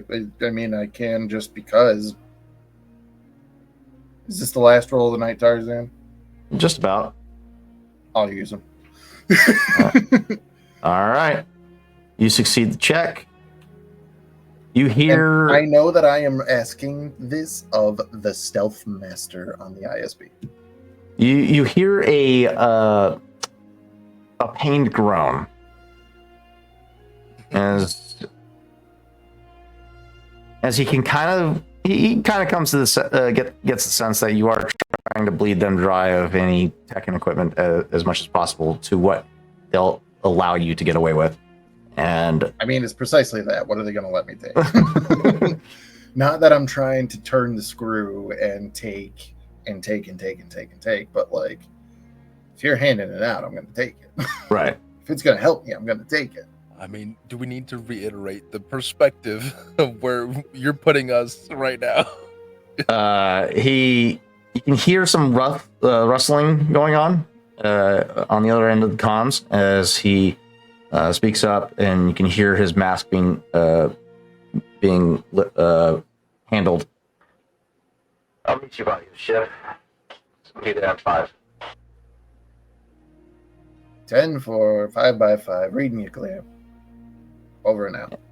And with that, he shuts the comms, his ends of the comms down, and you guys make your way towards the shuttles and the ships. I think Sure. Go ahead. Coho, hearing this stuff, is sort of. Am I to understand that while I was in the med bay, plan was devised? Apparently so. We are now under duress and order to. Let's just say we're going back to a stomping grounds we both know very well. and what is supposed to be our entrance? Well, the pair of you were given the ability to come up with whatever story you felt appropriate, as you did not feel like, reasonably so, did not feel like Killbolt's story was appropriate at all. So here are the facts.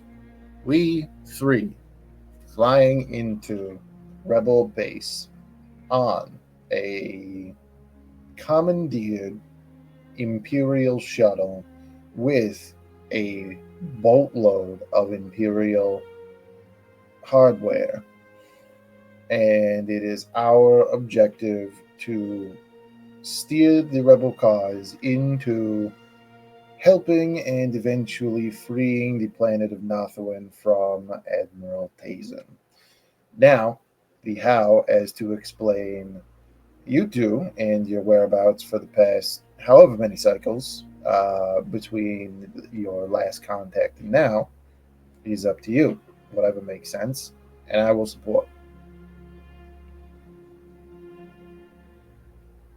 I need to talk to Killbolt.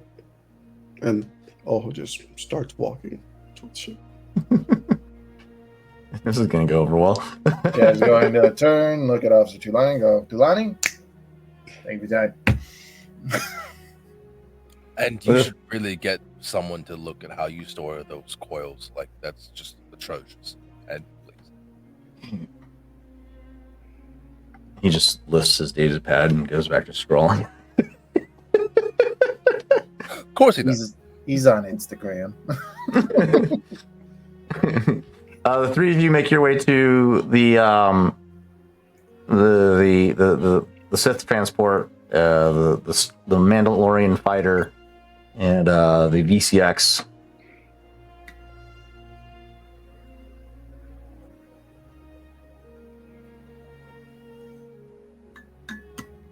As you guys make your arrival, you see another shuttle on its way from the far end of the hangar.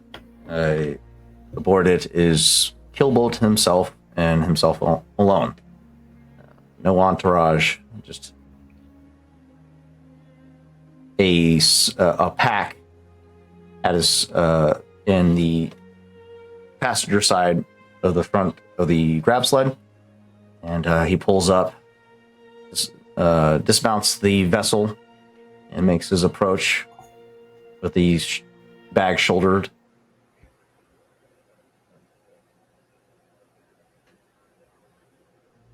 I have 3 personal self fields available. Created them myself. How comforting. It will, I can assure, their quality. How long do they last? Standard time, right? 2 hours with constant use. Longer if you use it intermittently. Chev is going to nod, thank the agent, graciously accept the bag, turn, nod to Rawl, nod to Oho, and with a look, and then proceed to make his way onto the shuttle to start putting things away.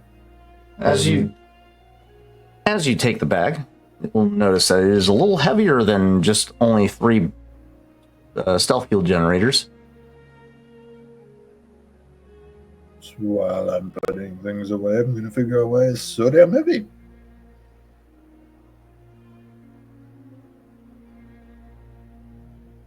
I'm not going to open up the gift right in front of him. I'm going to wait until I'm inside like a good person. The agent turns to the 2 brothers.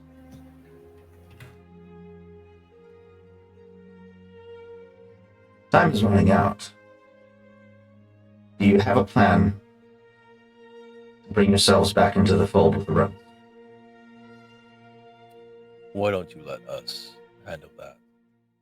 I mean, Oho places a hand on his brother's shoulder. We need intel on targets in Nathuin. Imperial targets.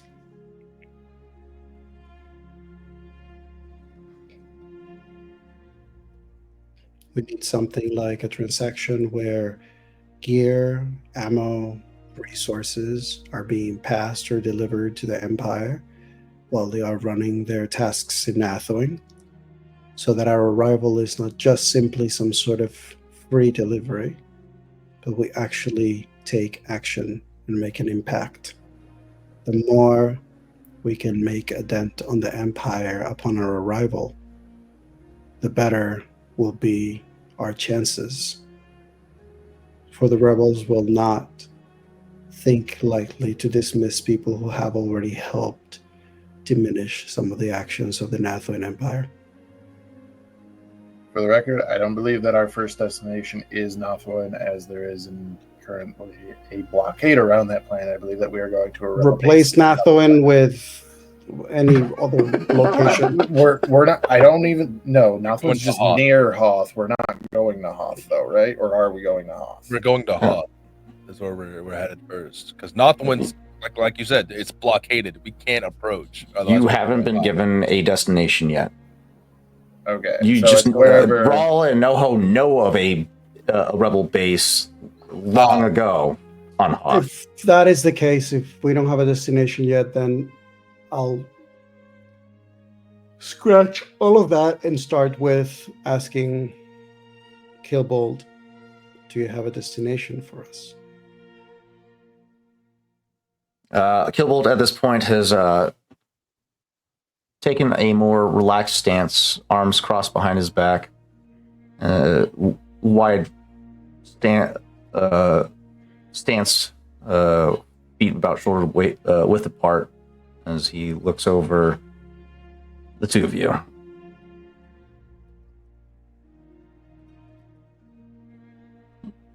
Location of the rebel base that you will be heading to is in the Northwind sector. You will find that there is a rebel cell active on the planet of. Sorry, 1 second, I need to refresh my mind on what it's called. Lutrilla. There's one on Lutrilla, as well as Belsavis. You have a choice. Those are the ones that we are currently aware of in operation in that sector. What is the planetary condition of Belisarius? Belsavis is a. 1 second, because I picked that planet on the spot on a whim. Let me double check. There we go. Belsavis. Midrim territories, Senex, Juvex, Let's go to Legends information here. Known as Plawal, a planet in the Ninth Quadrant, a region of the Bonzni sector, ice-covered. It's an ice-covered planet, so similar to Hoth. Temperature in the negative 50s. At one end of the Belsavis run. There's ancient prison caverns. Belsavis is a prison planet. Sorry, there we go. Prison planet. Ancient prisons were built here. You get a sense that the rebels turned one of those prisons, as they're usually pretty well fortified, into a base of operations for themselves. I would say there, honestly. I would say once the locations are given, that's what Noho would then say. We need you to give us a target, an Imperial target. Whatever information of Imperial movements that are happening between those locations, We want to have inside information so that we can potentially sabotage and engage. The ship is a good delivery, but we need to be more active than that if we're going to make an impression as we enter and we reintroduce ourselves. Preferably, the information needs to be not too old, but not too recent either. It needs to be probably about a week. I can do even better than that. The information I will give you is the direct position, the coordinates of the supply chain that Admiral Tazen receives. You will be sabotaging his supply directly, which will affect his ability to sustain a blockade on the planet. Do we have your assurances that he won't alert our presence to him? That he should change his supply chain? Because if we tell them this information and that we decide, hey, yes, we need to hit this chain now, and we come into an ambush or worse. No suspicions is unwarranted, as I am undergoing this operation as a favor to your Northwind companion. So he can remain focused on the goal. I see. Dangle a golden carrot. Fine. All right. I'm satisfied, brother. Are you? Always looking at Kilbol with a smile. Gilbolt reaches up, grabs a code cylinder from one of his cylinder pockets and tosses it to you, Oho. There you will find the manifests as well as the direction coordinates of the supply routes for the shipments that will be incoming for the next 3 weeks. Of course. Do your best to capitalize on that information.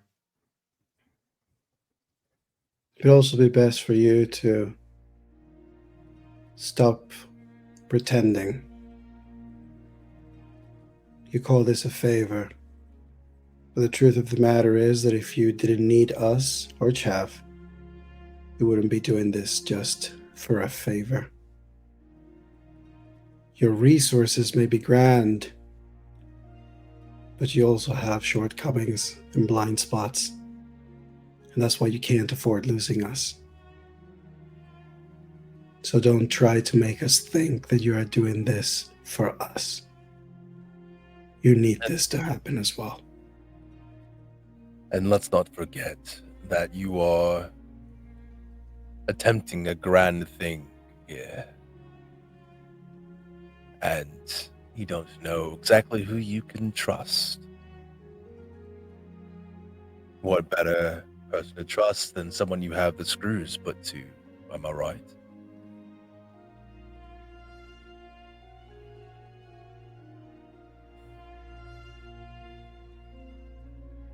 Stay focused on the goals, gentlemen. We look forward to being of use to the Imperial BS. Sorry, SB. It's always a pleasure.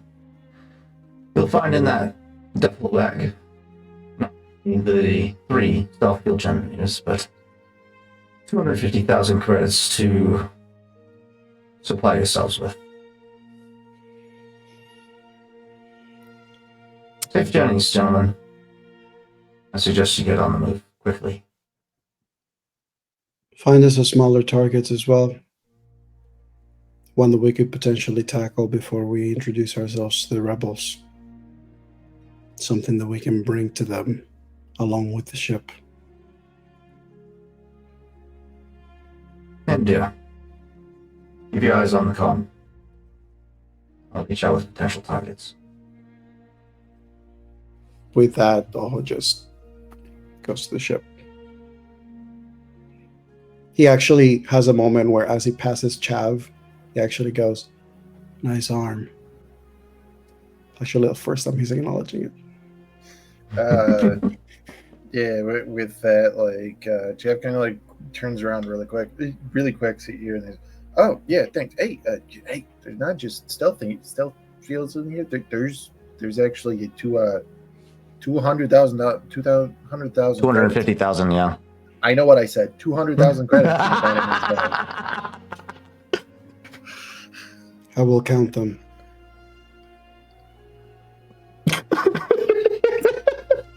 Shit.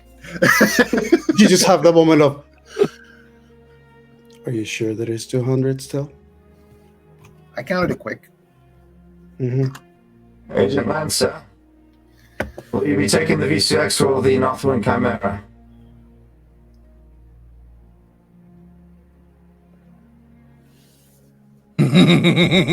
Stop his choice. Permission to blow the fuck out of the VCX with the Chimera. Okay, that is some logistics that I did want to discuss as well, because we did show up here with an armada. So the shuttle must go. There is the VCX, which is it's on loan. It's on loan from Isotech. It's on loan from Isotech. Over the table, if Killbolt was willing to foot the last bit of the bill, which Rawl has no idea how much that is, because it's also attached with, a favor for Isotech. If he's willing to do that, then yeah, we could sell it to him, or he can utilize it, and then he would send the updated invoice to Isotech. That's a negotiation check if I've ever heard one. It's your ship, buddy. Okay, I will do that. Wait, I have so long as we can pull because like Dr. Best has a med bay in there. In the BCX. Yeah, so long as we can like pull that kind of stuff to the Chimera, I'm okay with that. Like, yeah, you guys would have a med bay in the Chimera as well. Well, it's just a standard med bay. It doesn't have all the amenities that Best had. That's what I'm getting at. Because like, if anything, like it is bare minimum on the Chimera, because we were kind of just getting started. That thing was at first on loan from the Huts. So yep. And Chav did a lot of work on it, and then Chav actually bought it. So yeah, if we could pull the honestly, all the things from the med bay and other things like that from the VCX. The only thing I can think of would be the back of the tank, the droids, and anything else that's not nailed down. Yeah, he got a full medical suite installed. Yeah. Oh. Okay.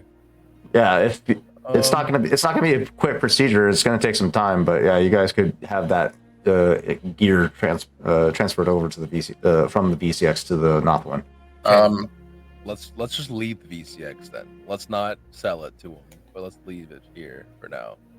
You're not twisting my arm. But another thing that I do want to just specify, because we are going into Rebel territory, Chav would probably leave R4 behind, or R6.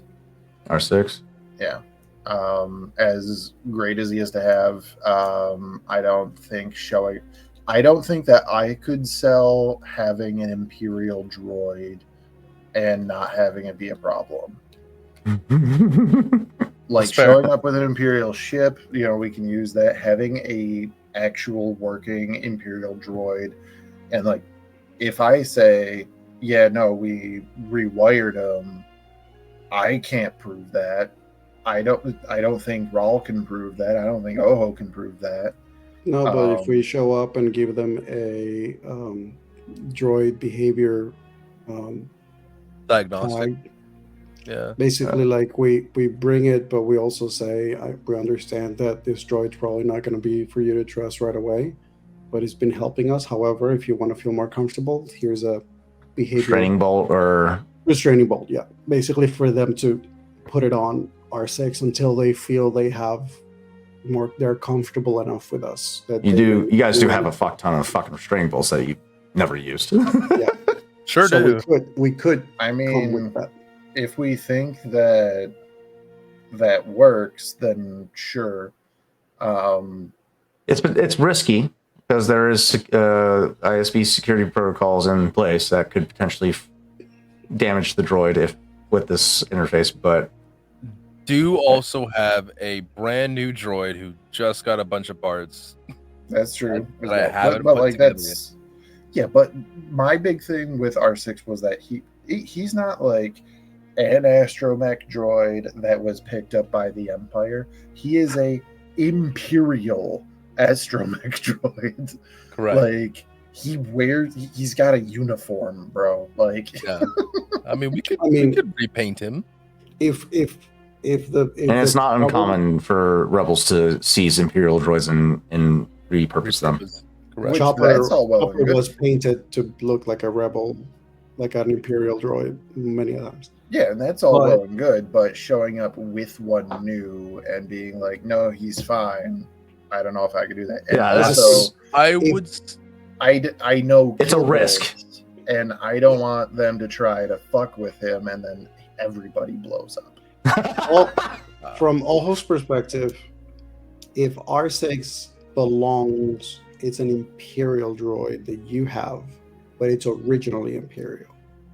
Ojo would probably have reservations about it.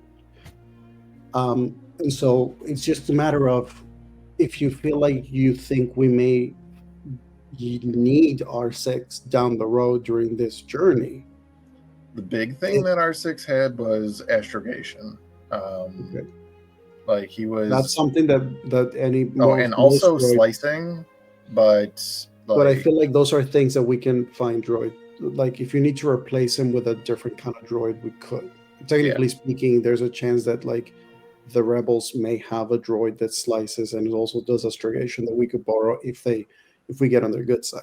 yeah, if we Yeah. need to, we could try that. But We can so, find a BD droid. I you know? feel like it is a safer bet to just leave him behind than to try to figure out how to bring him with. That's fair.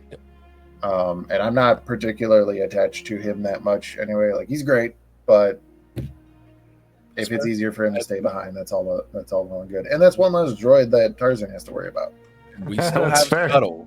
Scuttle was great. We love Scuttle. We love Scuttle's Scuttle. the goat.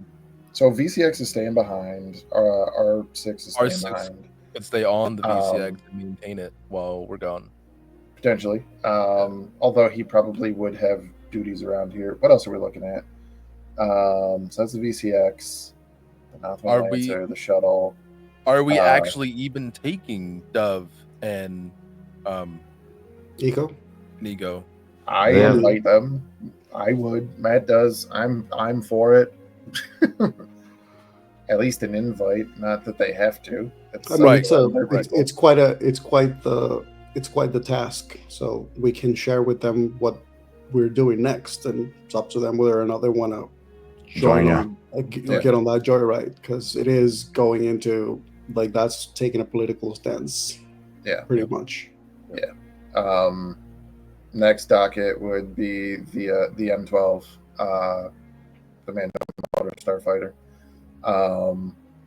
Are we taking that with or not? Can that fit on the ship? On the Chimera? If you take the retrofitted hangar bay, Yeah, that is a way that it could work. If we took the retrofitted hangar bay instead of the container with the smuggling compartments. yeah. I mean, depends on what you think you want to bring with most, because I can pilot the Mandalorian ship. Well, that's all really why I'm trying to get a handle on this to figure out what's coming, so that we know who's going where. So let me put this into perspective. We're going to a rebel place, right? Uh-huh. We aren't going to be smuggling. They already have smugglers. We aren't trying to offer our services to be smugglers. I'm gonna make one thing very obvious, or put one thing on the table for you guys. The VCX has a docking clamp for How? cargo containers. How, this is relevant to us how? Because So- then we could take both cargo containers. Mm. And the Starfighter. Which would mean the Chimera could have the retrofitted hangar bay that has the M12 in it, and then the VCX piloting with the smuggler compartment. Yeah, I'm remembering correctly. Yeah, no, it should have a docking clamp for cargoes.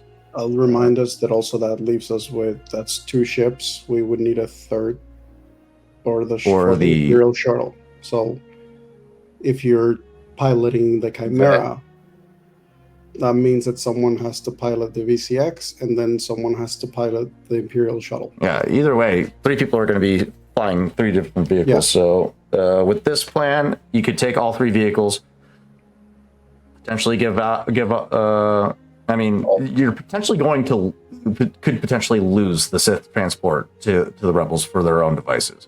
Yeah, That's that's very true. for sure. I don't think that that's not going to be our daily driver once we get it there. That's just our Trojan horse that we're showing up with. Correct. So you still have the VCX at your disposal, the M12, and the Nothwin. So I mean, we can take all 3. It sounds like we can. Yeah. if you want to, yeah, we can do it. It'd be a process to load up the M12, obviously, but with the vast resources available from the Empire, it takes a little bit of time, but it's an easy enough effort as is. Any other questions or deliberations that you would want to have with Killbolt before disembarking for your next leg in the journey? I can't believe that you talked me into keeping the VCX. You son of a bitch. But it did come with the price of I get the Chimera back, so that is 100% okay in my book. Because that means that I don't have to pilot the VCX. No, that's Which- now Raul's job. yeah.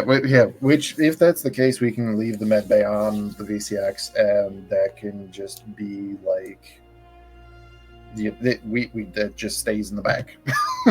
I just had this image of Ojo piloting the Imperial shuttle and creating a legend of the haunted Imperial shuttle, because If he you basically really want to do that, I have a remote. No, not even that. He basically flies and then turns it off so that it hovers into the radar of like Imperial ships. And when they come aboard, because he's so stealthy, he just like takes people down, and then he just keeps going. And he just keeps doing that in various sectors. And so people keep talking about this goddamn shuttle, and it's like everybody that goes in, nobody comes back out. He's just all being like stealthy, just taking down people one sector at a time. I can't believe Anyway. that you just made a Star Wars version of the movie Ghost Ship. Quite literally. The Legend of the Black Pearl. I think Oh, the last thing that probably Ojo would do, calling from as is ascending to the ship. Hey, Killbolt. Say again what our final reward will be once we're done with you.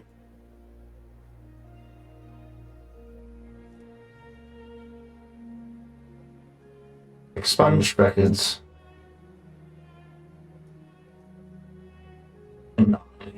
Anonymity. And protection.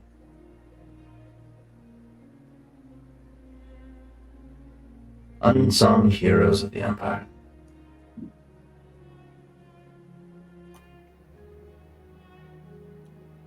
Mm.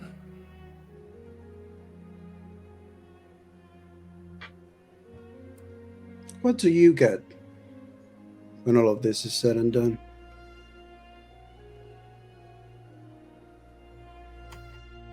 a bright future with the Empire. Should things go according to plan. What does a bright future look like for someone like you?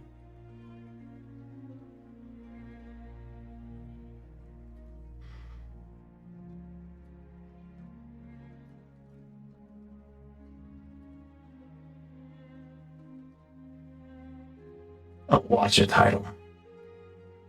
A what? A Watcher.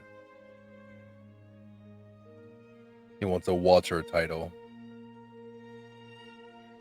Good title. He's wanting a promotion, essentially. Mm-hmm.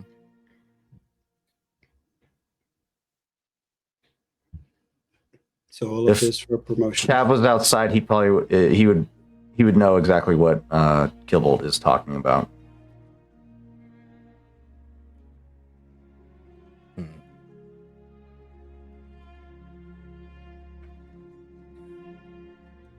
I think Goho just sort of has a moment of thinks about other things to say, but he just,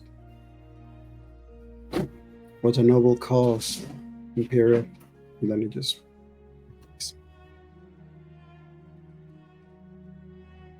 As Rawls, the last one in, he's about to enter, and then he comes back out and looks down at him.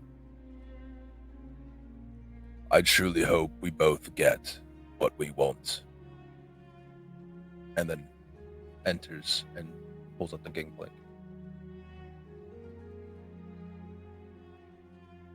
Safe travels.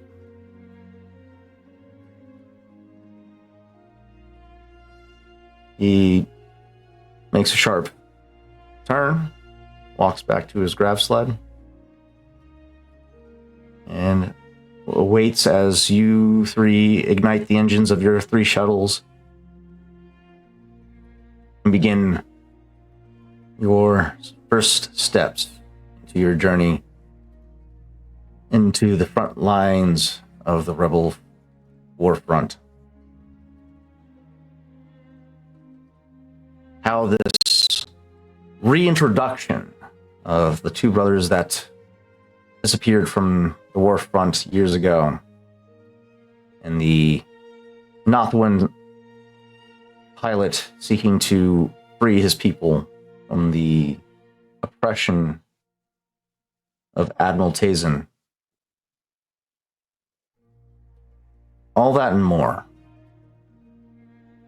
The future of the Empire and the Rebellion War is all going to be diced. Thank you for tuning in to tonight's episode of Star Wars Edge of the Empire. It's been a great journey so far. Episode 60. Can't wait to go further. But until then, we'll see you next time on Tuesday on To Be Dice Adventures. Good night.